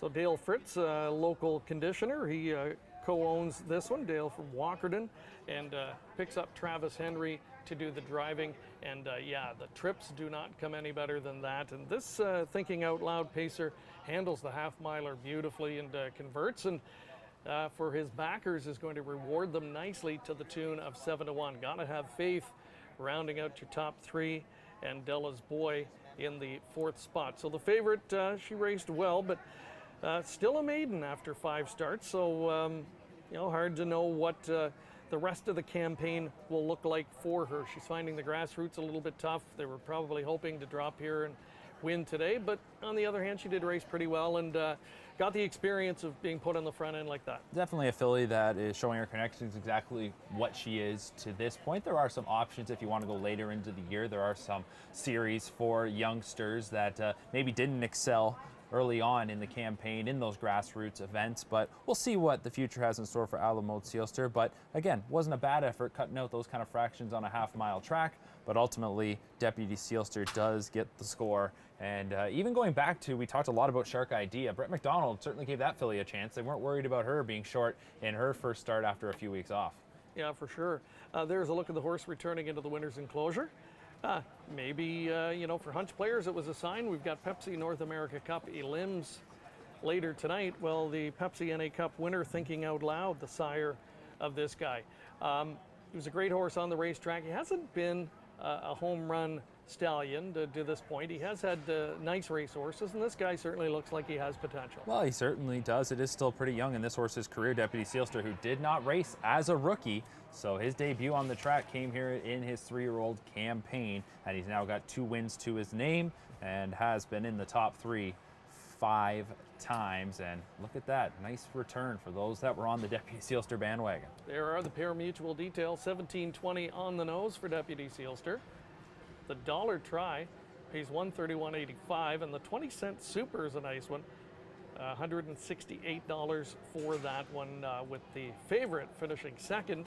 And really interesting, Mark, favorite on the board, and you get $8 to place. Yeah, that is interesting. I'll have to go take a look at the pools and exactly how that was broken up, but you don't see that very often. All right, those are the first 2 now in the books from Hanover Raceway. It's time to take a break, and when we come back, we'll set up the feature of the undercard today, the Walker Memorial Invitational Trot.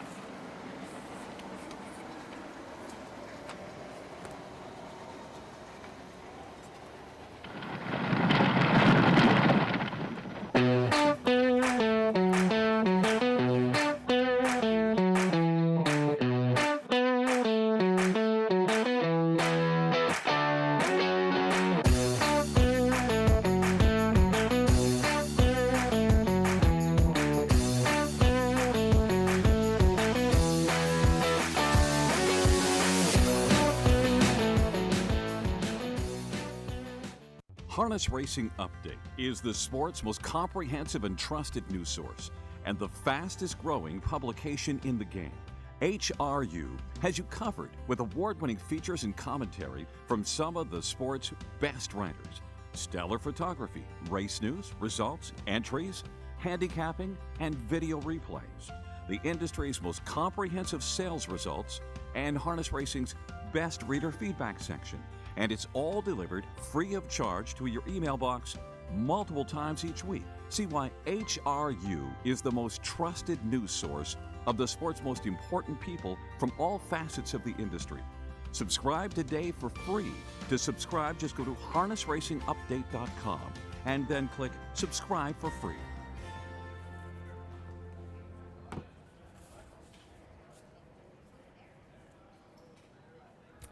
We are at Hanover Raceway this afternoon for coverage of the Balanced Image Trot Final.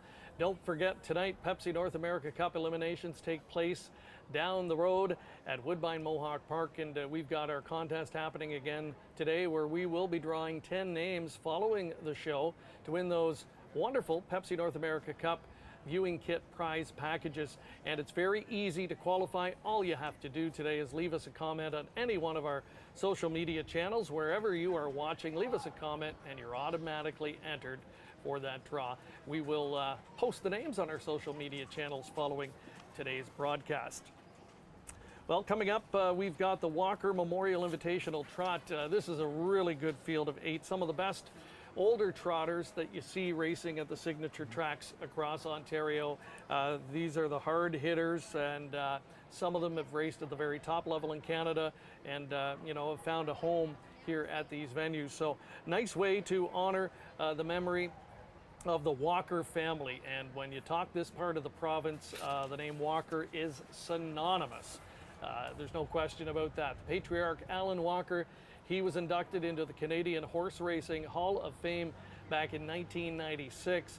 His sons Larry, Paul, and Bob, all very well known in the harness racing circles in Ontario. Combined, they have almost 2,000 training wins and 21 million in purse earnings as conditioners.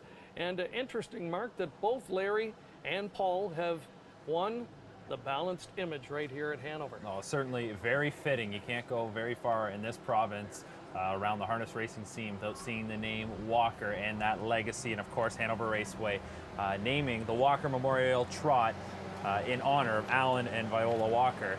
And this is always a special day for that family, and we'll see today another edition of the Walker Memorial, as that's going to lead in to the Balanced Image. Yeah, for sure.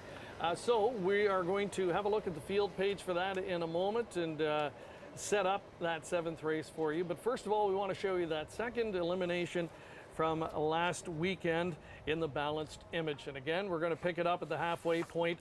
Arch Hall on the lead here. And this is really important, Mark, because Arch Hall will go on to win rather easily here. Unfortunately, came up sick and was scratched from this event today. So it's really thrown things wide open. Harry, the runner-up, not here either. So you've got to watch some of those 3rd and 4th place finishers here in the replay. That is the case. You got to keep your eye on them, and it's just funny how things end up going here, where some conditioners electing to go into the eliminations for the Balanced Image, but they still had some other races on their radar. They're going a different route rather than being in today's final. But Arch Hall was a real good-looking winner. Harry raced pretty well, to the point that Harry ended up taking a crack at the OSS Gold just this past Thursday night at Woodbine Mohawk Park, where he finished 3rd. So they certainly felt a lot of confidence to throw him up against the best in the province. But you have to look at how everyone else competed in this elimination. I'm not so sure we're going to get a whole lot off the video of this elimination to read much into those that do actually compete in today's final compared to what we did get from that first split. The horse who was 4th under the wire he's in contention, a Muscle Mass. So Muscle Mass has already produced 3 winners of the event. And that was only a 2nd career start. So we wanted to find out a little more earlier this week. We took our cameras to the farm of trainer driver Aaron Byron.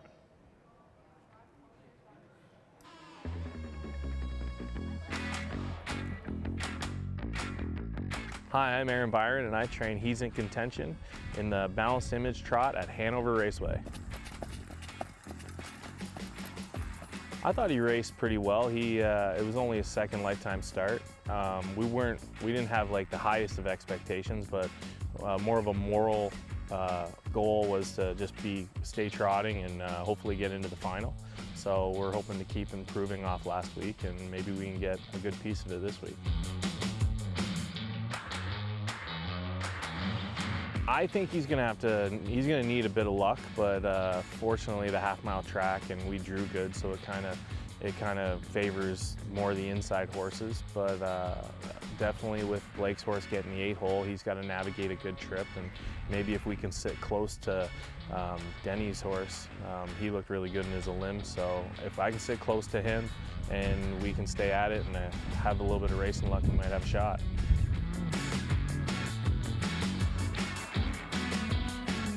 We didn't change up his program anything severe. We trained him maybe a little harder in between. He seems like being only his second or third lifetime start, we just kind of kept progressing forward. Like 2 months ago, it was tough to keep him flat for a mile, and then all of a sudden he just dialed himself in. So we're just hoping he keeps going forward, really. So the last 7 years I spent a lot of time in the US, and me and my wife got a growing family, so we wanted to come home. And in order to come home, I kind of got the opportunity from some owners to take on some of their horses and buy some yearlings. And it was really a good situation with everything. It's tough to just change countries and expect to jump back into catch driving. Obviously catch driving is what I'd like to do, and I'd like to keep pursuing that, but I do enjoy training young horses. I just want to take this opportunity to thank my owners and for giving me the opportunity to train their horses and investing in my program, and really just giving me the chance of training nice young horses, and hopefully we have success in the near future.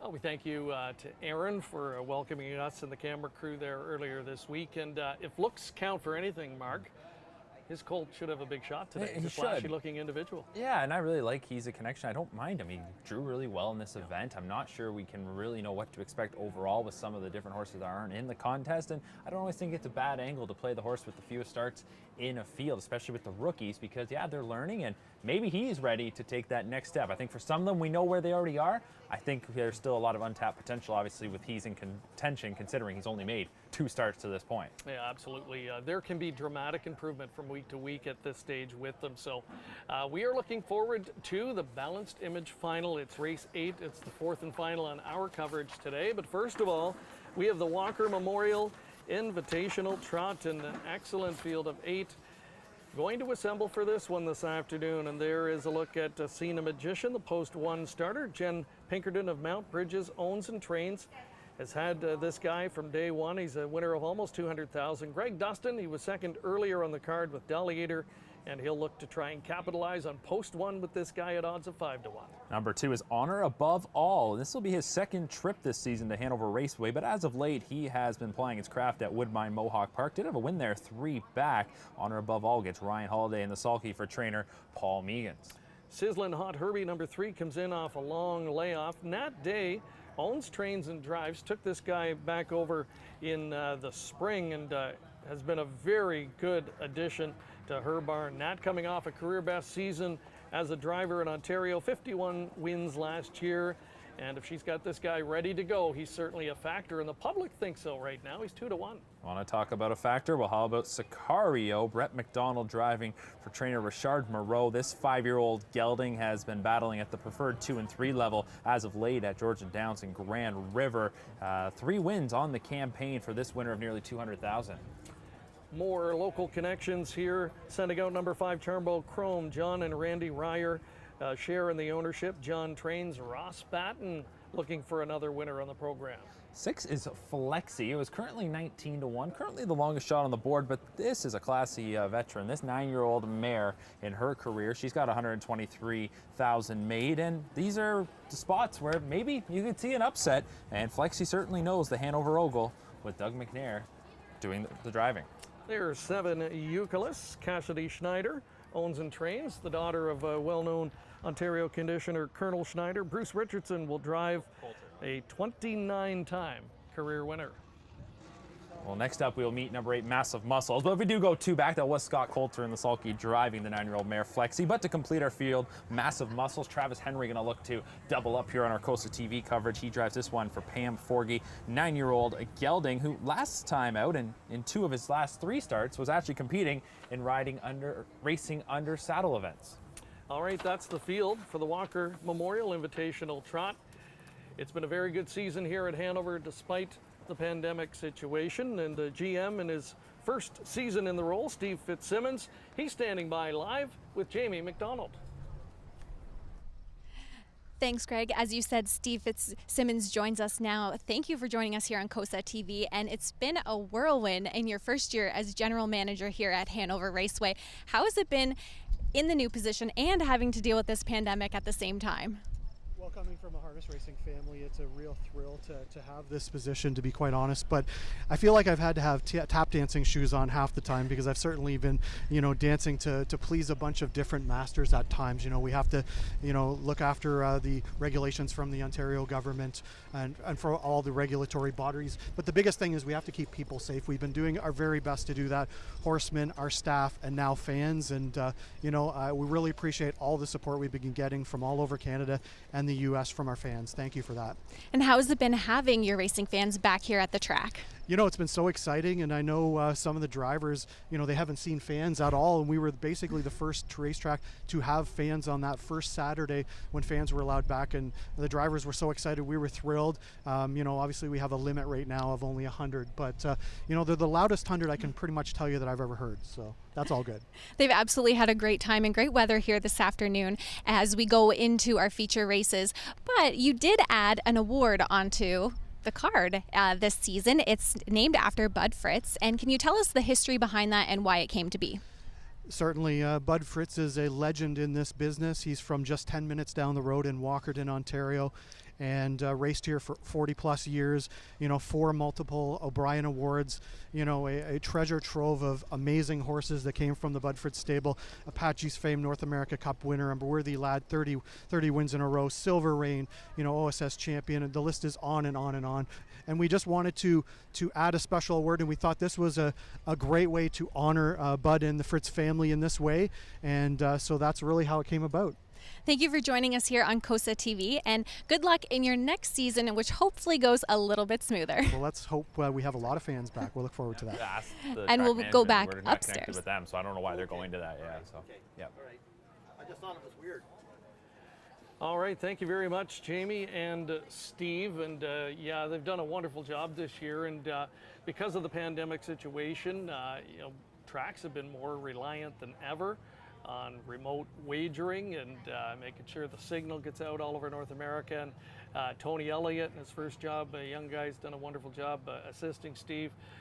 They've really done a first-rate job of distribution and promoting their product, and it's paying off. Yeah, they certainly have. And I remember back in the winter months when Steve took over in this role, he gave me a call, kind of asked me some questions, and I knew Steve from a different sport, actually, in the Ontario Hockey League. We were both play-by-play commentators, and so we had that connection, talked about a few things, and he ran some ideas by me, and I just got to give them full marks for everything that they've been able to pull off to this point this year. It's probably my 3rd trip up here this season, and it's just been a blast, and you can tell that those here in the area have really embraced the move to the afternoon, and we'll see how things are able to develop going into the seasons forward, but I have to think they're in great shape, so kudos to the entire team here at Hanover. All right, coming up, Walker Memorial Invitational. Mark likes 2 honor above all. I like 4 Sicario. Here's Rick with the call.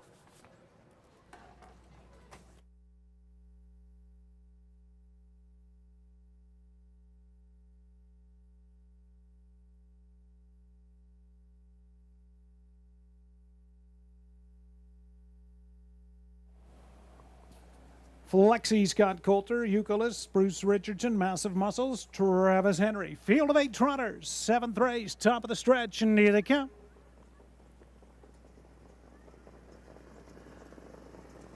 They're up and trotting. Cena Magician fires out. Sicario, center of the track. Sizzling Hot Herbie ducks down early to the rail from 3rd. Charmbo Chrome will get away early from 4th. Massive Muscles is 5th. Honor Above All looks at it from 6th, Flexi 7th, and Eucalyptus is the early trailer in 8th. But Greg Dustin and Cena Magician easily made front, opens a length and a half. Sicario is going to land in a perfect 2-hole from 2nd. Sizzling Hot Herbie looks at it 3rd. They trot by the opening quarter in 4th. That is Charmbo Chrome. Then 5th, Far Turn, Massive Muscles from 6th. Is Honor Above All. Flexi is 7th, then continuing 8th, Eucalyptus. They trotted that opening quarter. Greg Dustin and Cena Magician up front. Sicario, Perfect Pocket Trip 2nd. Sizzling Hot Herbie considering, and there from 3rd. Charmbo Chrome is trotting 4th as they move by the half, 2nd over. Then 5th, Massive Muscles, continuing 6th, Honor Above All. Flexi and Eucalyptus, they trot the turn. Greg Dustin, Cena Magician up front. Sicario, Perfect Pocket 2nd. Outside in 3rd, Sizzling Hot Herbie. Trotting 4th is Massive Muscles down the back stretch towards 3/4. Honor Above All has found room now to the outside 5th. Charmbo Chrome 6th. Eucalyptus, Flexi there by 3/4. Cena Magician, Sizzling Hot Herbie outside 2nd. Sicario's gonna want some racetrack from 3rd. Honor Above All still closing in 4th. Massive Muscles is 5th, top of the stretch. Cena Magician outside, Sizzling Hot Herbie. Sicario swings 3 wide. Honor Above All still closing. Cena Magician, Sizzling Hot Herbie. Cena Magician is gonna hold on. Sizzling Hot Herbie 2nd, close for show. Looks like Sicario held off Honor Above All.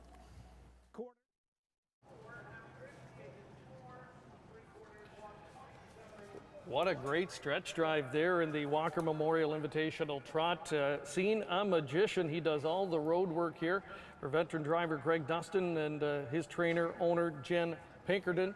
The fractions were hot, 127 and 4, and it looked like Sizzling Hot Herbie, despite the long layoff mark, might reach in the stretch, but full marks to Cena Magician. He had to dig deep, and he did exactly that. And we'll get a gorgeous look here at the stretch drive as Greg Dustin at the inside with Cena Magician are going to fight off Sizzling Hot Herbie. Sizzling Hot Herbie was really great in that first start off the bench, as you alluded to, but Cena Magician, now a 6-year-old, and here's one that I remember early on in his career having a little bit of success at Woodbine Mohawk Park, and he has been a fixture in those preferred ranks at Georgian and Grand River, London over the winter months, and it is Cena Magician who hangs on for the victory in 157 and 3.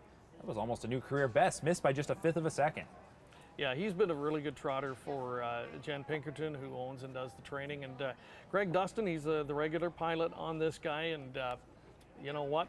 He had the same approach we saw earlier from veteran driver Ross Batten. He had the rail position, wanted to take full advantage, had a game plan, and the trotter did the rest. So nice to see the connections of this guy come up with a big victory, and they're going to get a blanket to go with it, of course, in the Walker Memorial Invitational.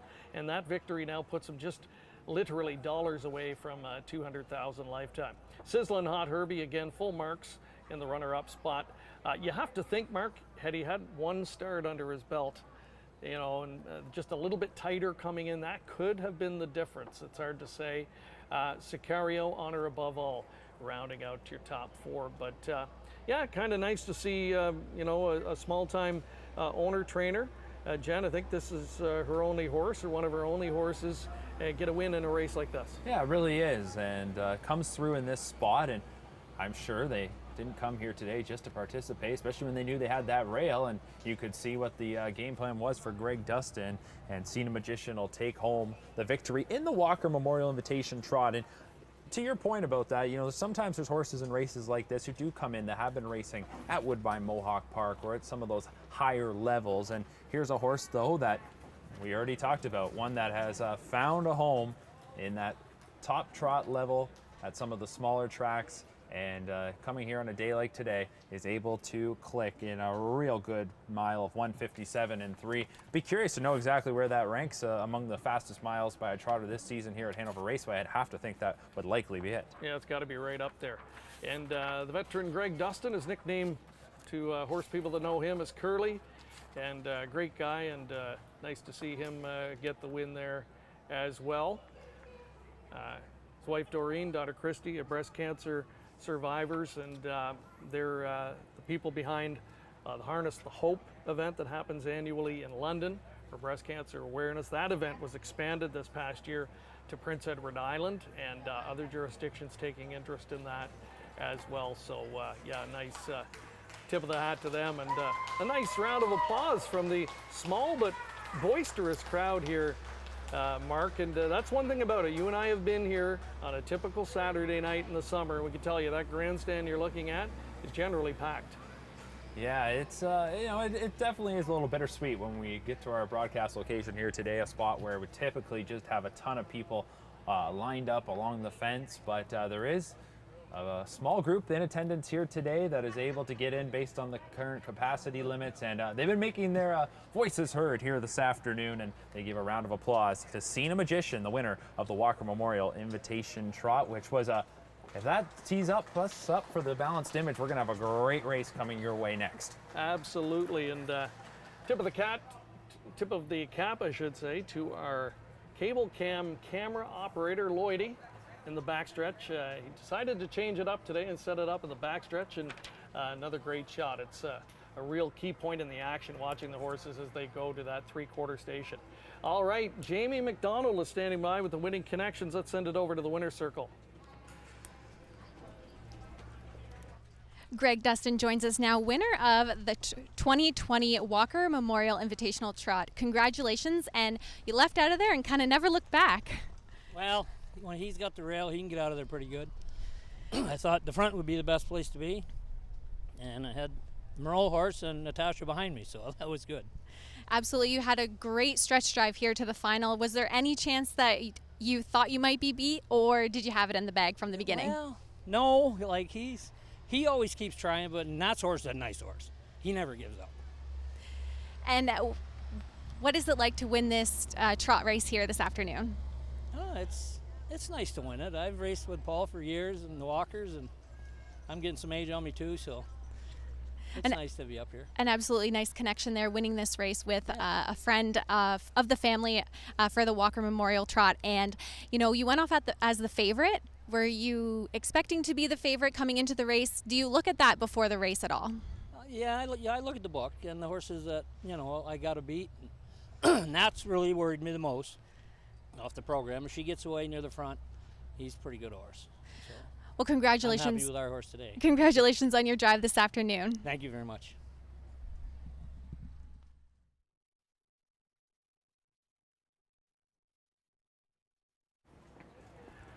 All right, again, congratulations to Greg Dustin, guiding Cena Magician to victory, a $6.90 win ticket return. There's a look at the other pari-mutuel details. So nobody getting rich in that one, but all of the big guns racing true to form in the Walker Memorial Invitational Trot. We will take another commercial break, and when we come back, it's today's main event, the Balanced Image Final, coming up next on KOSA TV.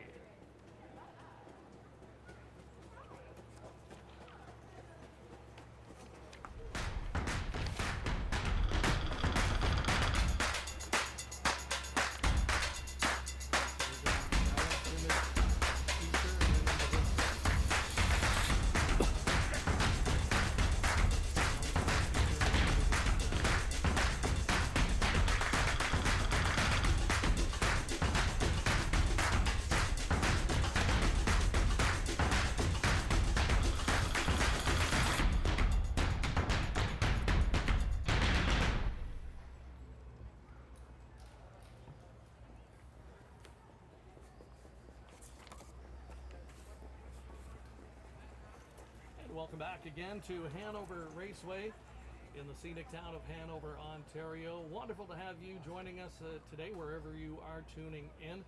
We're coming up to the main event on the program, the $50,000 Balanced Image Final for 2-year-old trotters.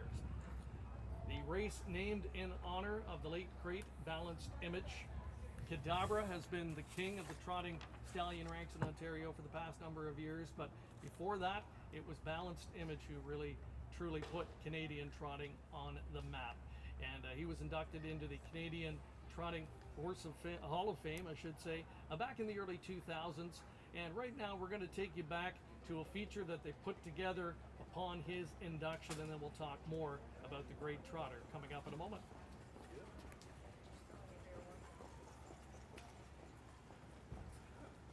Such a substantial impact on Canadian harness racing, with Progeny winning $51 million and counting. Now 22 years of age, he has ranked as one of the world's foremost trotting sires for the past 15 years.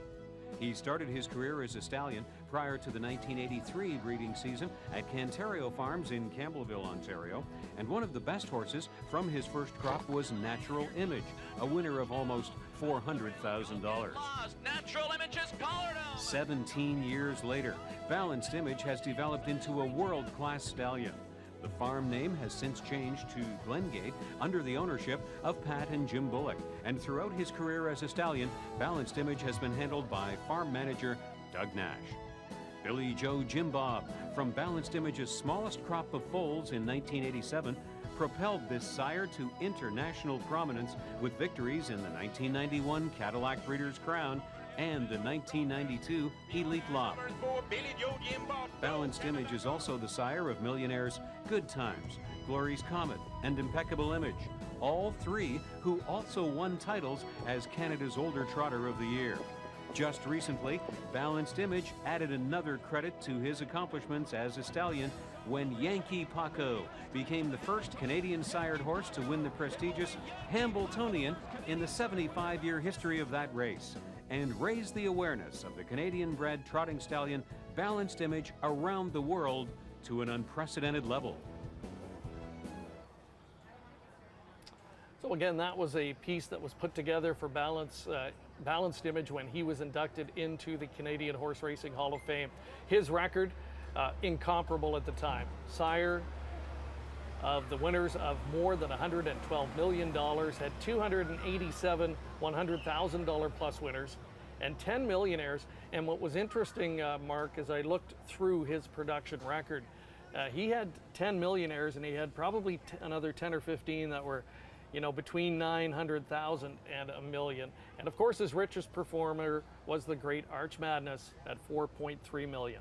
Oh, I feel like I could go on for days talking about just those accolades, but I think Arch Madness maybe goes down as one of the most, I don't want to say underrated trotters for the fact of how much he made. You don't hear people talk about him to that level. I remember him as a 3-year-old being Donato Hanover and just being that great son of Balanced Image, who was, when Arch Madness was really wrapping up his career, he was basically that last star from Balanced Image, and to go on and make that kind of career was just incredible. But 2 Hambletonian winners as well. Balanced Image goes down in the history books, there's no doubt about that.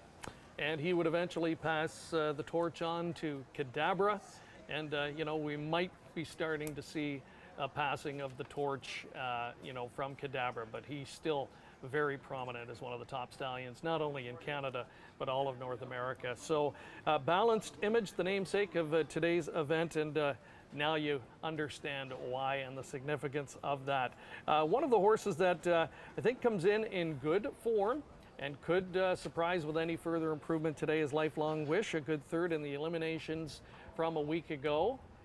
And earlier today, we caught up with Travis Henry. So we have the post parade coming up. Let's go to that first of all, and then we'll talk to Travis Henry, who caught up with Jamie earlier today. So let's meet the field for this year's edition of the Balanced Image. And again, you know, from the eliminations a week ago, the horses who would eventually qualify to today with the scratch of Arch Hall, 3 or 4 of the horses that would have been eligible to compete today in the final are not here, so it really makes it wide open. Rocketing gets the benefit of post 1. Keith Jones, one of 2 trainers in the field who have won the Balanced Image previously, sends out this guy, Bruce Richardson, driving the son of Angus Hall. We already heard from Aaron Byron, and he sends out number 2. He's in contention. Gelded son of Muscle Mass, owned by Warren Casely of Beaton, Ontario. 3rd career start, so the most inexperienced trotter to this point, but maybe one on the rise. Jacques Dupont, the other trainer in the field, with a Balanced Image trophy to his credit, sends out Stonebridge Armor, a son of Muscle Mass, and this guy a $45,000 Lexington yearling purchase. Brett McDonald will take over the driving assignment from scheduled pilot Sylvain Filion. The lone elimination winner in today's field is number 4, Sweet Soul David, your current 4 to 5 choice. Denny St. Pierre drives for co-owner trainer Patrick Lang, a winner last week in 2 minutes and 4/5. And for Sweet Soul David, this will be his 5th career start, and he'll be looking to make it back-to-back wins to try and sweep the Balanced Image. Number 5's Die Hard Sealster, one of 2 in the field, sired by Wheeling and Dealin. This guy was a $19,000 purchase from the London Selected Yearling Sale. Sean Stacey trains. He'll be doing the driving, which tells me there's still a little bit of seasoning to go on with this trotter, who was 6th in the elimination, but with the other horses withdrawing, does make it into the final. Number 6, Lifelong Wish. We'll learn more about this one in just a moment from driver Travis Henry, a gelded son of Royalty for Life, a $10,000 London yearling sale purchase. Pam Forgy, who's had a real good season, sends out this rookie trotter. Number 7 in the field, Timel Chrome. Scott Golder will do the driving, a $22,000 Harrisburg yearling purchase. Trained by Anthony Beaton. It's been a breakout season for him. This guy is sibling to 3 $100,000 winners, including $340,000 winner Lexi's Noah. And so with number 8, Arch Hall out, the also eligible draws in, starting from the 2nd tier. This is number 9, Petro Dealin, bred, owned, trained, and driven by Daryl Laver. Petro Dealin was 6th last week, but gets a 2nd chance at glory, and we'll see if he can come through with that upset score. Yeah, that's the ultimate homebred. Daryl also had the mare Harley Rider and trained her dam, Spare Time Rozzy, who was a champion trotter, winner of $325,000 in her career, and took a fast 152-1 race record. So he draws in here. We'll start from the trailing tier, and can that one capitalize with the big money on the line at 7-1? As mentioned, we caught up with driver Travis Henry earlier today for his thoughts on post-6 starter Lifelong Wish. Driver Travis Henry joins us now, leaving from post-6 in the Balanced Image final, driving Lifelong Wish. Travis, what were your thoughts on his race in the Elim last week? We just took our time with him, made sure we made the final, and then we didn't want to rush him into the first turn with the rail and everything, and it's first time here, so we just took our time, made sure we had to do what we had to do. And you got his first win 2 starts back. What are your expectations coming into this final? I don't know. We'll see what happens behind the gate, but he's got the 6 hole, so that doesn't really help. But I think he'll be okay from out there. So we'll see. Now, you're a veteran around this track and with the younger horses. What are your thoughts on him as a 2-year-old? He's nice. He does his work. He likes to do his work. Last week he was pretty calm in post parade. He relaxed a little bit for me, so that's always good. And in Grand River he didn't really relax for me, so that was kind of I didn't know how he'd be here. But so if he relaxes today and does his work, he should be good. Is there a key thing that you do to try and get them relaxed out there on the track? No, not really. I just hope for the best, I guess. I just keep him walking. If I can keep him walking, then keep him away from other horses and walking, he should be all right. Thanks for joining us, and good luck today. Thank you. Lifelong Wish, he was a resounding 13 1/4 length winner 2 back at Grand River in an overnight contest. He did the best he could do last week, I think, with the way the fraction set up. So I think he's a big player, Mark, and the public, I think, saw something they liked too. He's 3-1 and getting really well supported in this spot, but favored, and understandably so, Sweet Soul David. Yeah, you can understand why Sweet Soul David would be the top choice coming off that elimination score. And for Sweet Soul David at even money, it's interesting if you don't want to go with a favorite in a spot like this, because you just don't know what rookie trotters are going to do. For myself in this spot, I am going to take a little bit of a play, and that's on number 7, Timel Chrome. Now, I know that probably sounds outrageous, taking a horse from the far outside on a half-mile track here, but they're rookies, they're inexperienced. Really, anything could happen, and I think Scott Coulter might be able to sit back with one that I thought showed quite a bit. He's already got 2 wins in grassroots events this year. He's certainly capable, so hey, who knows what could happen. It could set up nicely if Timel Chrome is ever able to benefit from some others' miscues. Yeah, and that's exactly it, right? You tend to gravitate to others who have better posts, but it only takes a couple of mistakes from others, which is apt to happen in races like this, and you're suddenly sitting 3rd or 4th unexpectedly and get a perfect trip. So we'll see how it goes. It is the 2020 Balanced Image Final for $50,000. And once again, here's Rick Ryer with the race call. Gate is rolling, race 8, the Balanced Image Final. Rail out, number 1, Rocketing, Bruce Richardson. 2, He's in Contention, Aaron Byron. 3, Stonebridge Armor. 4, Sweet Soul Davids, Denny St. Pierre. Diehard Sealster, Sean Stacy, Lifelong Wish, Travis Henry, Timel Chrome, Scott Coulter, and Petro Deal in the trailer, Taylor O'Laver. $50,000, 8th race, 2-year-old trotters. In behind the gate, and here they come. They're off. Lifelong Wish made an early break, leaving out Rocketing, protects inside. Sweet Soul David, center of the racetrack. Round into that first turn, Stonebridge Armor, he makes a break. Also outside, now trotting from 3rd. That is Diehard Sealster. Rocketing rolled off stride from the inside, and he's in contention with Steppy gated by that opening quarter. Denny St. Pierre leads the 2-year-olds there with Sweet Soul David. Stonebridge Armor landed back down trotting from 2nd. Diehard Sealster there from 3rd. In 4th, on the outside, he's in contention. Petro Dealin looks at it from 5th. Timel Chrome 6th. Then from 7th is Lifelong Wish, and Rocketing continues off stride. They trotted by the quarter over towards the half. Denny St. Pierre, Sweet Soul David is up front. Stonebridge Armor, Brett McDonald keeping that one there in the pocket from 2nd. Up on the outside, Diehard Sealster first up in 3rd. Timel Chrome 4th. He's in contention 5th. Then Petro Dealin from 6th. Lifelong Wish and Rocketing by the half. Sweet Soul David is up front. Off stride again went Stonebridge Armor from 2nd. That is Diehard Sealster. Timel Chrome closing up into contention 3rd. He's in contention 4th. Petro Dealin there 5th. Stonebridge Armor, Lifelong Wish, they're by 3/4. Sweet Soul David, Denny St. Pierre, fractions 29 and 2, half 101 and 2, and Sweet Soul David opens up 3 lengths on the bottom turn. From 2nd is Diehard Sealster. Timel Chrome is 3rd. He's in contention 4th. Petro Dealin is right now 5th, but Sweet Soul David, Denny St. Pierre, that one's for David. Sweet Soul David, Denny St. Pierre gets the job done. Diehard Sealster 2nd, Timel Chrome 3rd. He's in contention 4th. Petro Dealin 5th. We'll have the mile time shortly.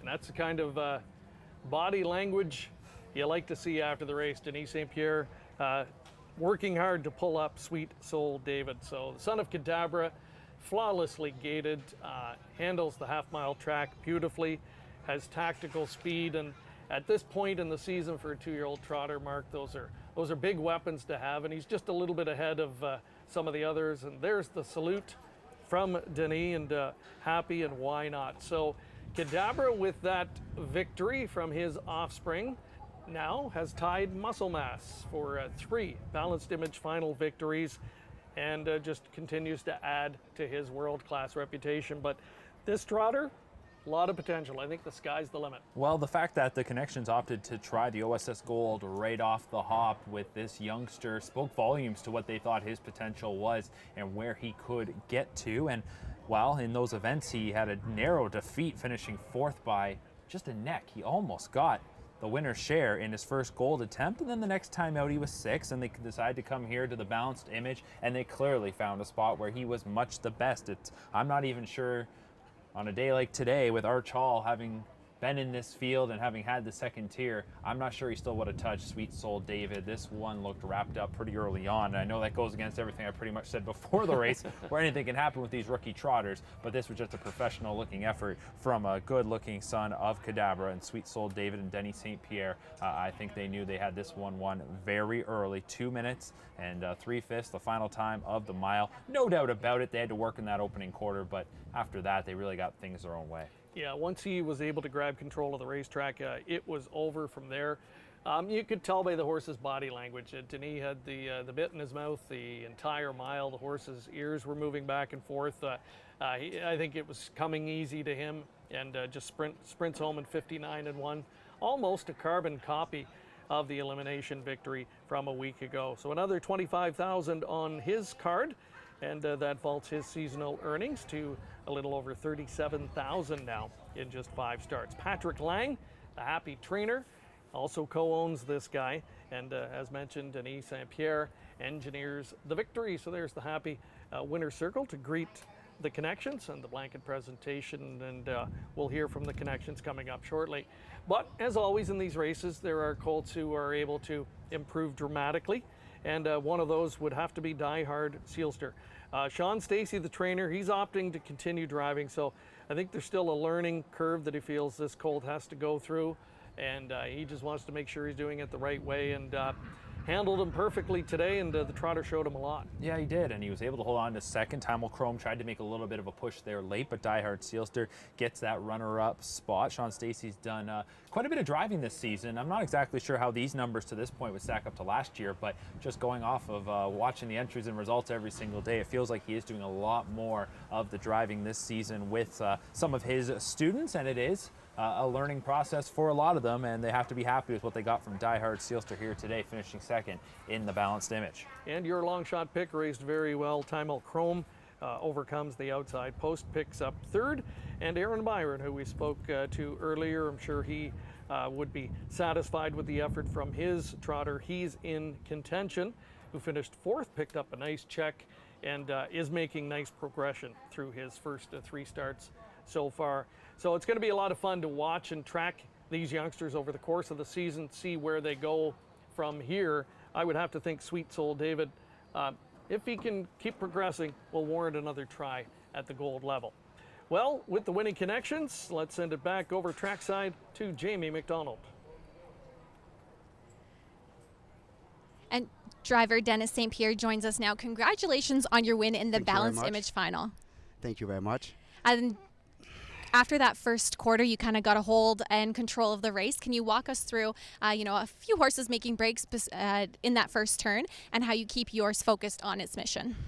Oh, you have always to keep his mind on the race. I tap him a little bit. I talk with him. He's not so much, but when I tap him, I know he's there now, and he was just strong, and he's so solid and smart trotter. He's easy to drive.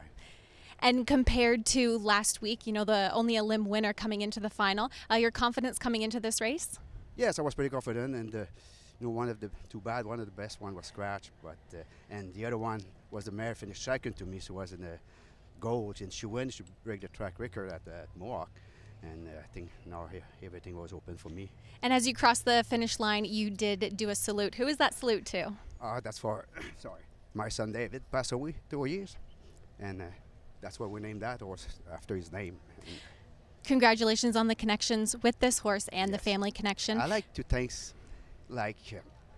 Pat Lane to let me drive that horse, because when he named the horse with me when he was born, and Lee's, and I want to thank them. I want to thank Paul McDonald, who was the original driver, and when I win last week, he said to Pat, let Dennis drive him the final. It was very kind of him. It was meant to be here at Hanover today. Yeah. So congratulations again, and hold up that trophy one more time. Thank you.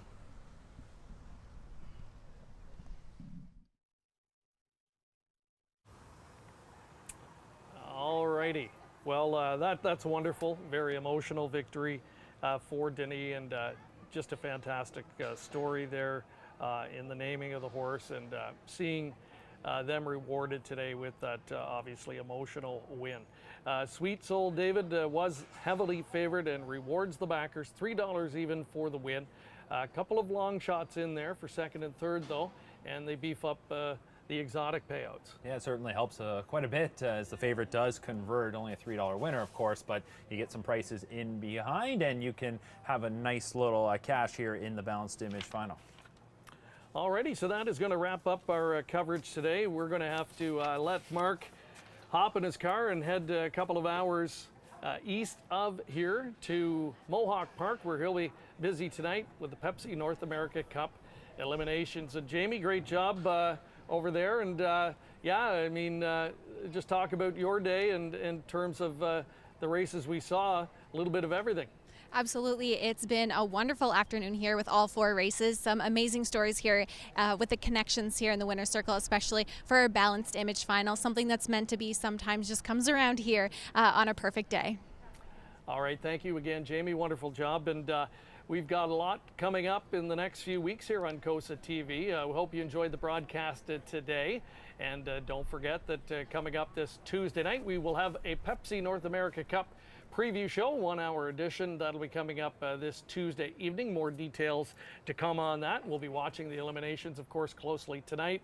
And then a series of shows from Mohawk Park in the month of September. It's going to be a busy and highly entertaining month with races like the Canadian Pacing Derby, Maple Leaf Trot, Canadian Trotting Classic, and the first ever Mohawk Million, just part of the wonderful lineup.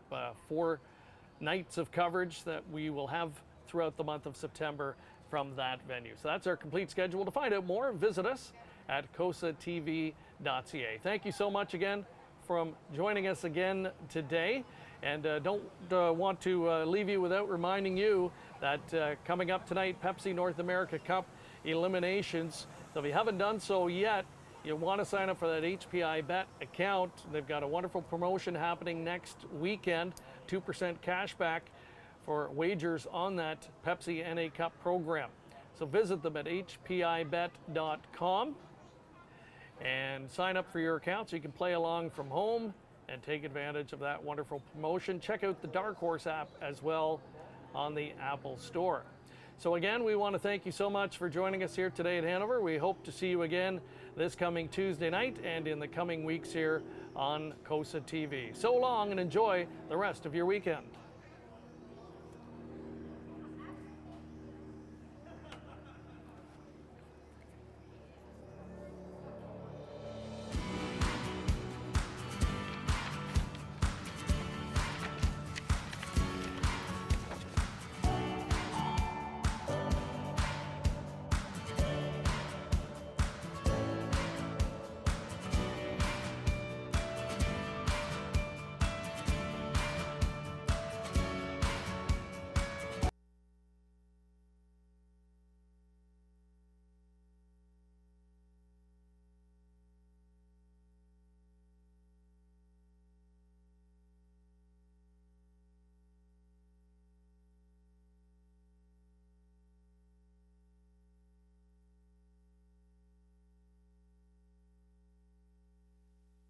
Race 10, we have a driver change to Ancaster Sealster, make it Bruce Richardson. Bruce Richardson will drive to Ancaster Sealster in the 10th race. Race 9 is up next, just a couple of minutes to post time. We do have a claim on the 7 Tabunka, claim entered.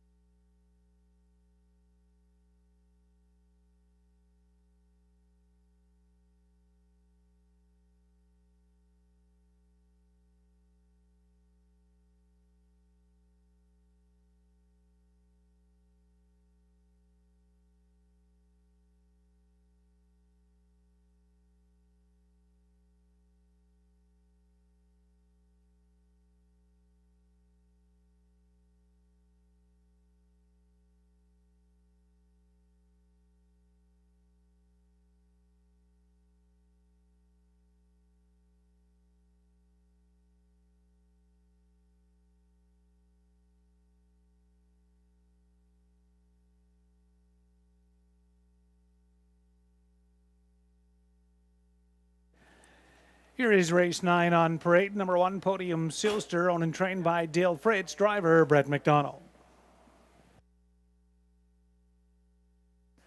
Lawman Rain, the 2, owned by Ross and Margie Batten. Trainer, driver, Ross Batten.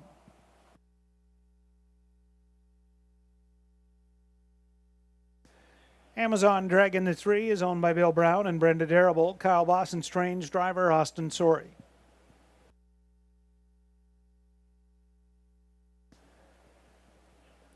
Betty's Bay is the 4, owned by Inglewood Stables. Trainer, Mel Giles. Driver, Travis Henry.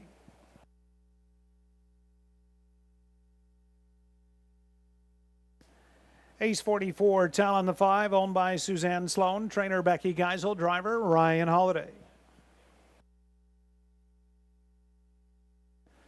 Foxton Road, number 6, owned by Colonel and Cassidy Schneider. Cassidy Schneider trains. It's Bruce Richardson.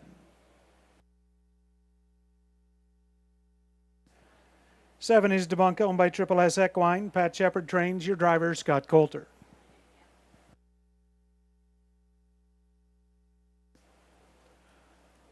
Number 8, Cruise Captain, owned by Bill Maines, Jim Rule, Lloyd Stone, and a numbered Canada company. Vic Putty trains. Your driver is Nick Stewart. Field of 8 for the 9th race. Start of the late double.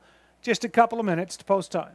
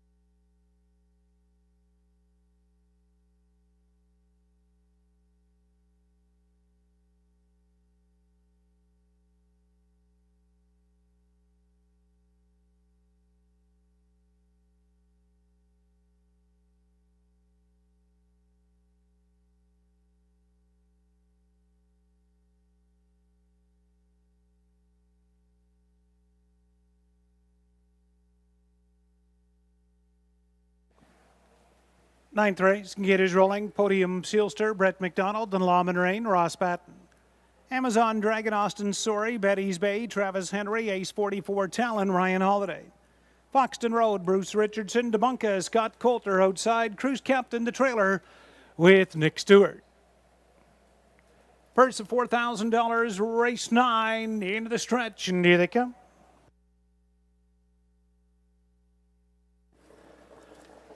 They're off and pacing. Amazon Dragon is leaving out. Podium Sealster along the inside.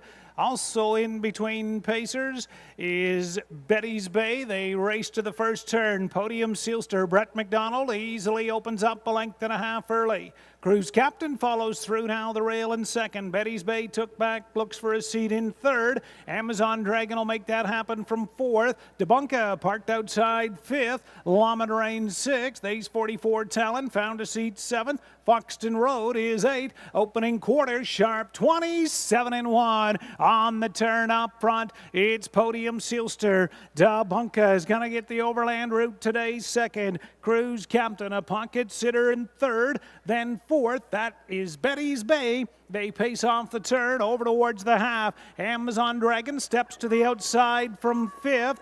Then sixth is Laman Rain. Ace 44 Talent is underway seventh, and Foxton Road is eighth. They're moving half 56 and 3/5. They race the turn.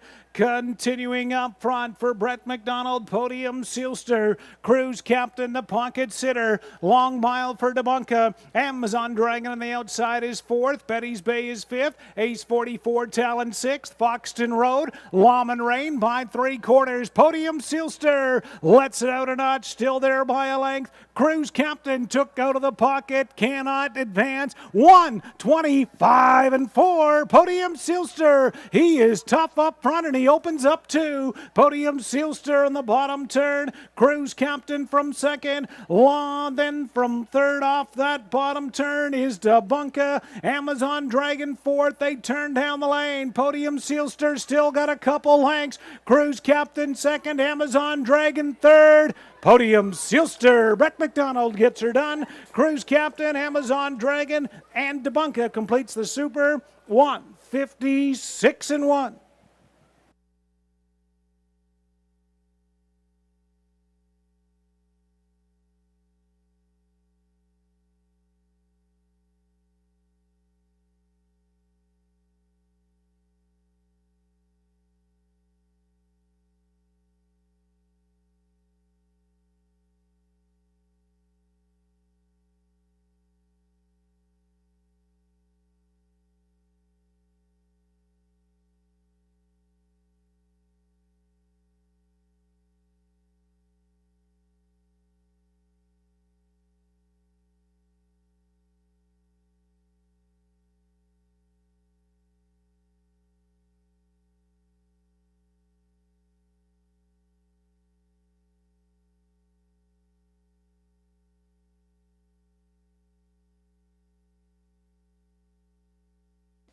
Ninth race, 1 Podium Sealster, the winner, 8 Cruise Captain second, 3 Amazon Dragon third, 7 Debunka fourth, 1:837.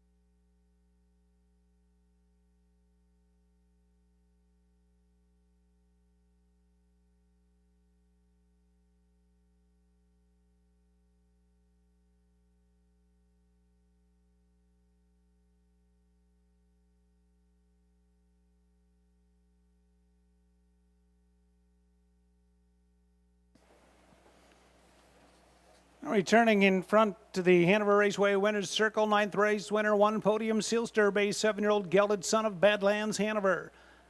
Owned and trained by Dale Fritz of Walkerton. Brett McDonald in the bike for the victory. Podium Sealster's second win in 15 this year. It's a new lifetime mark. Podium Sealster, 1:56 and 1.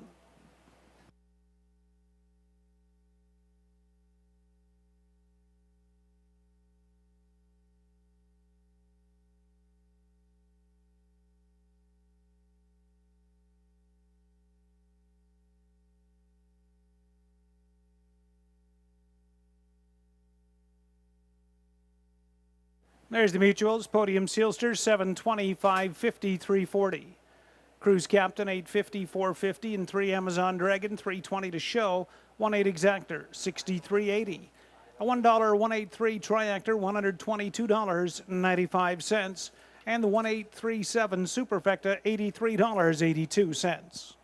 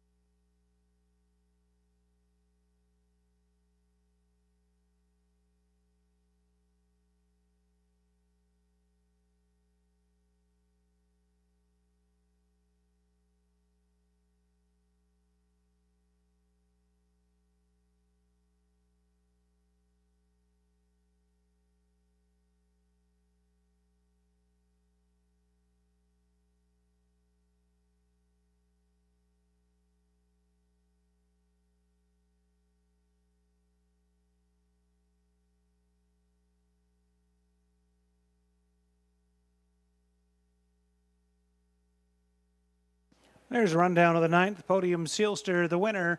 Lawman Rain 7th. Amazon Dragon 3rd. Eddie's Bay was 8th. Ace 44 Talon 5th. Foxton Road 6th. Tabunka 4th. Cruise Captain 2nd. Top 173, 856, 42, quarter 27 and 1. Half 56 and 3. 3/4 125 and 4. The mile 156 and 1.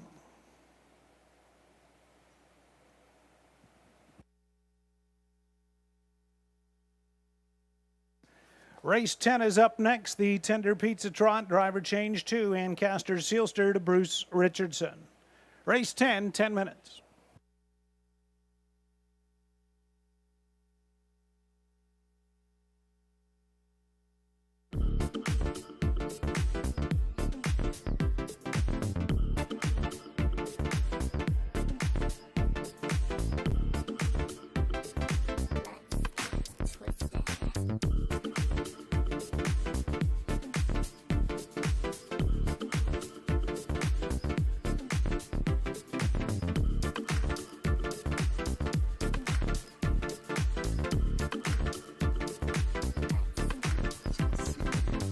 Make your afternoon amazing. Just invite Don along, and he'll be sure to include the greatest hits from the 70s, 80s, and 90s, a laugh, and a contest or two.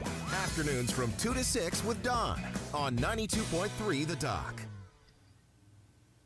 Super exciting day of racing, just about to close. We got one more to go here at Hanover Raceway. It's been a fantastic day. Big thank you to Costa TV for their coverage of 4 very exciting races here this afternoon. It was great to see that, and phenomenal camera shots. I'm especially a big fan of the backstretch cable cam. Always a huge fan of that. Another big announcement, Andy Carnage has won the $300 Survivor Challenge. Very tough sequence. Many long shots came through, but somehow Andy was able to get the job done. So congratulations to him, and he's taking home $300 HPI deposit. So that's a huge huge boost to your HPI pool. So congratulations, Andy.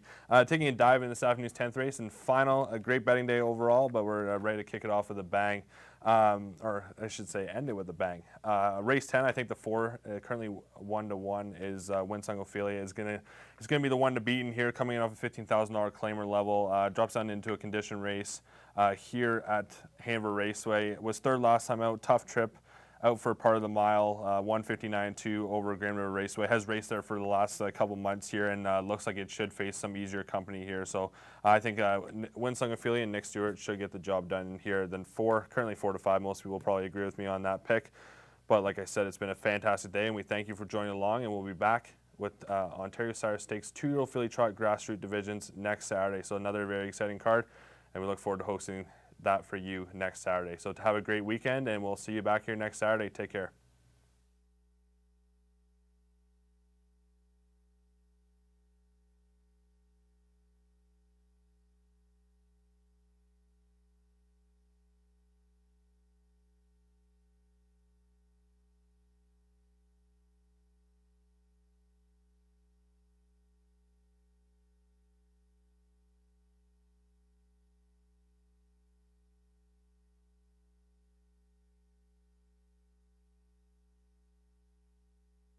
And there was one claim from the 9th race, the 7-horse Tabunka, new owner Francois Morin, new trainer Corey Johnson.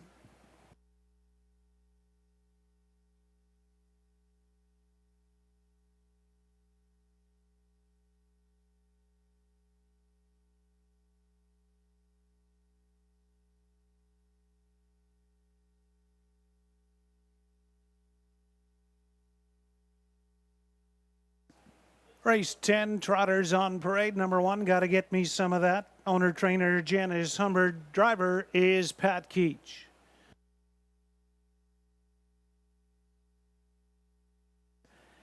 Ancaster Sealster, the 2, is owned and trained by Peter Christie. Driver now Bruce Richardson.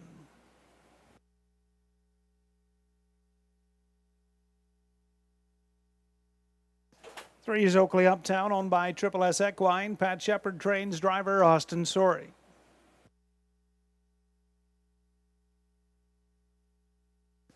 Winsong Ophelia, the 4, is owned by Jerry Van Bokel. Trainer Bud Sinclair. Driver Nick Stewart.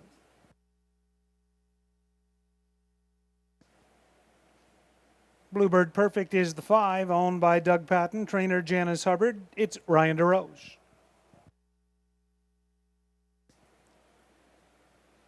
Six, Riddle Me Miss, owned by Larry Beck and Don Schuldice. Pam Forgy trains driver Nat Day.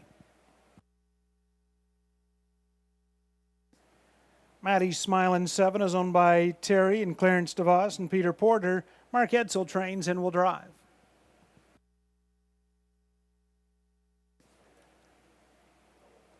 Number 8, Unfinished Business, owned by Inglewood Stables. Trainer Mel Giles. Driver Travis Henry. It's a field of 8, race 10 trotters, just a couple of minutes to post time.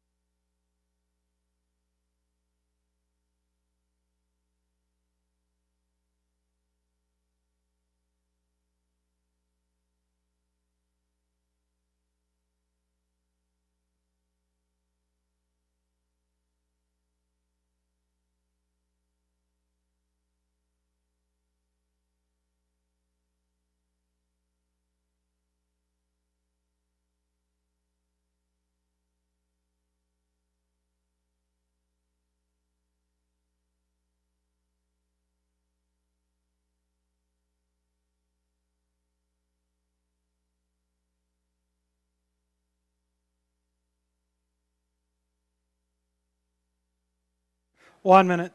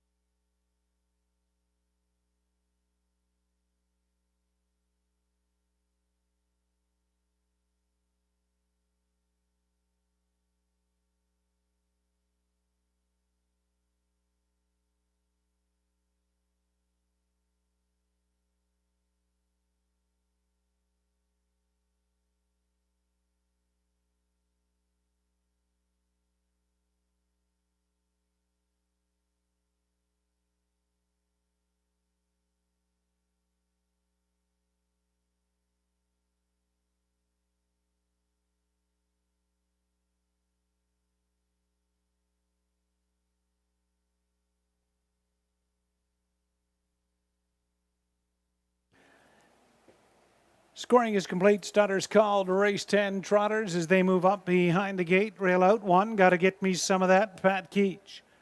Then Ancaster, Sealster, Bruce Richardson. 3 Oakley Uptown, Austin Sorey. 4 Winsong, Ophelia, Nick Stewart. 5 Bluebird Perfect, Ryan DeRoche. 6 Riddle Me Miss, Nat Day. 7 Maddie's Smilin', Mark Edsel. Trailer Unfinished Business, Travis Henry. Field of 8 Trotters, 10th race. They go the mile, purse $4,000. It's the Tender Pizza Mile, post time, race 10.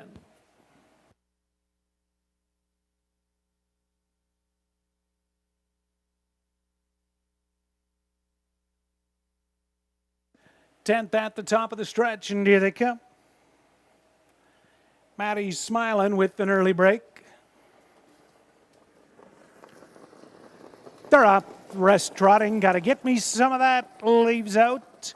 Ancaster, Sealster from second. Winsong, Ophelia up in the center from third around the first turn. Crossing over fourth, Riddle Me Miss. Coming away fifth, Unfinished Business. Then sixth, Oakley Uptown. Bluebird Perfect is seventh. And Maddie Smilin' is in eighth. The inquiry is up, involving the break before the start of 7 by the opening quarter. And Pat Keach got to get me some of that. Up by an early 4 lengths at the opening quarter in 28-2. Ancaster, Sealster bides his time from second. Then trotting third on the turn, that's Winsong Ophelia. Riddle Me Miss continues from fourth. Unfinished Business is fifth. Oakley Uptown sixth. And Bluebird Perfect is seventh. Maddie Smiling off stride again as they trot over in front of the grandstand of the half. Pat Keach got to get me some of that with a 2-length lead. Ancaster, Sealster second. Winsong Ophelia third. Unfinished Business fourth. Riddle Me Miss fifth. Half was reached in 59-2 as they trot on the turn. Still got to get me some of that with a couple lengths. Outside advancing Winsong Ophelia. Ancaster, Sealster is third. Following the cover, Riddle Me Miss is fourth. Unfinished Business fifth. Then we're sixth to Oakley Uptown and Bluebird Perfect. They race by 3/4 in 130 flat. Got to get me some of that is coming back to them. And on the outside, Winsong Ophelia now takes over bottom turn. Coming on from third is Riddle Me Miss. Ancaster, Sealster from fourth. Top of the stretch, Winsong Ophelia. Got to get me some of that is battling back. Closing third, Riddle Me Miss. Winsong Ophelia. Nick Stewart will get the job done in the 10th. Got to get me some of that second. Riddle Me Miss third. Ancaster, Sealster fourth. 2:01 flats.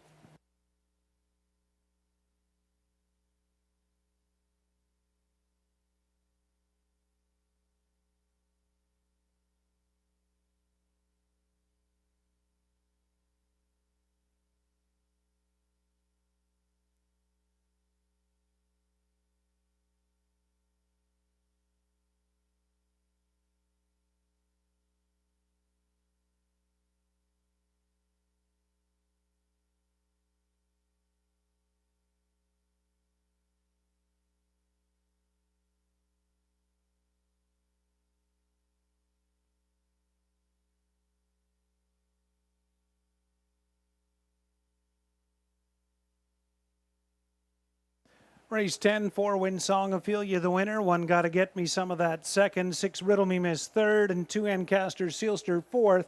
4162 the mile in 2:01.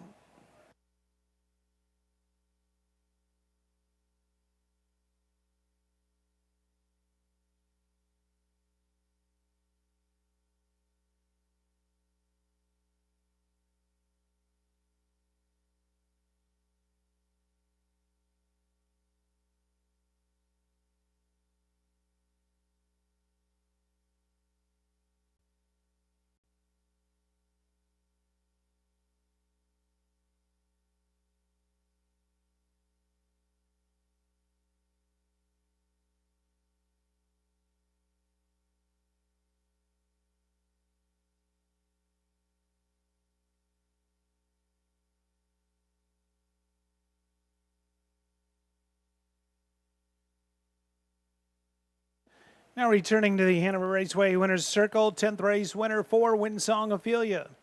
A 5-year-old mare by Coronero de Solo. Owned by Jerry Van Bokel of Woodstock, Bud Sinclair, the winning trainer, Nick Stewart. Winning drive, 4th win, 16 outings, Win Song Ophelia. The mare trots the mile in 2:01 flat in the Tender Pizza, 10th and final trot.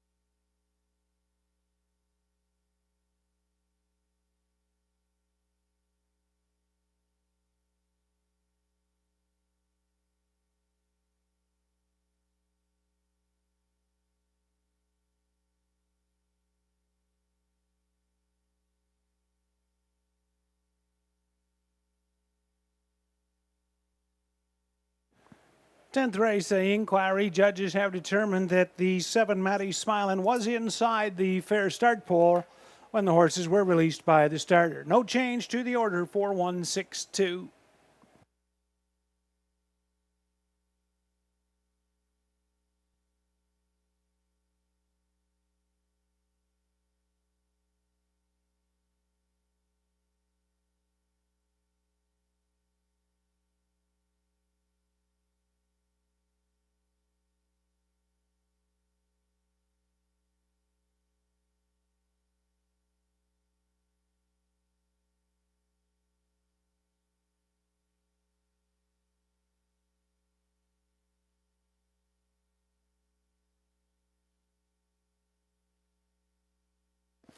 Here's the mutuals. Win Song Ophelia, 310, 240, 210.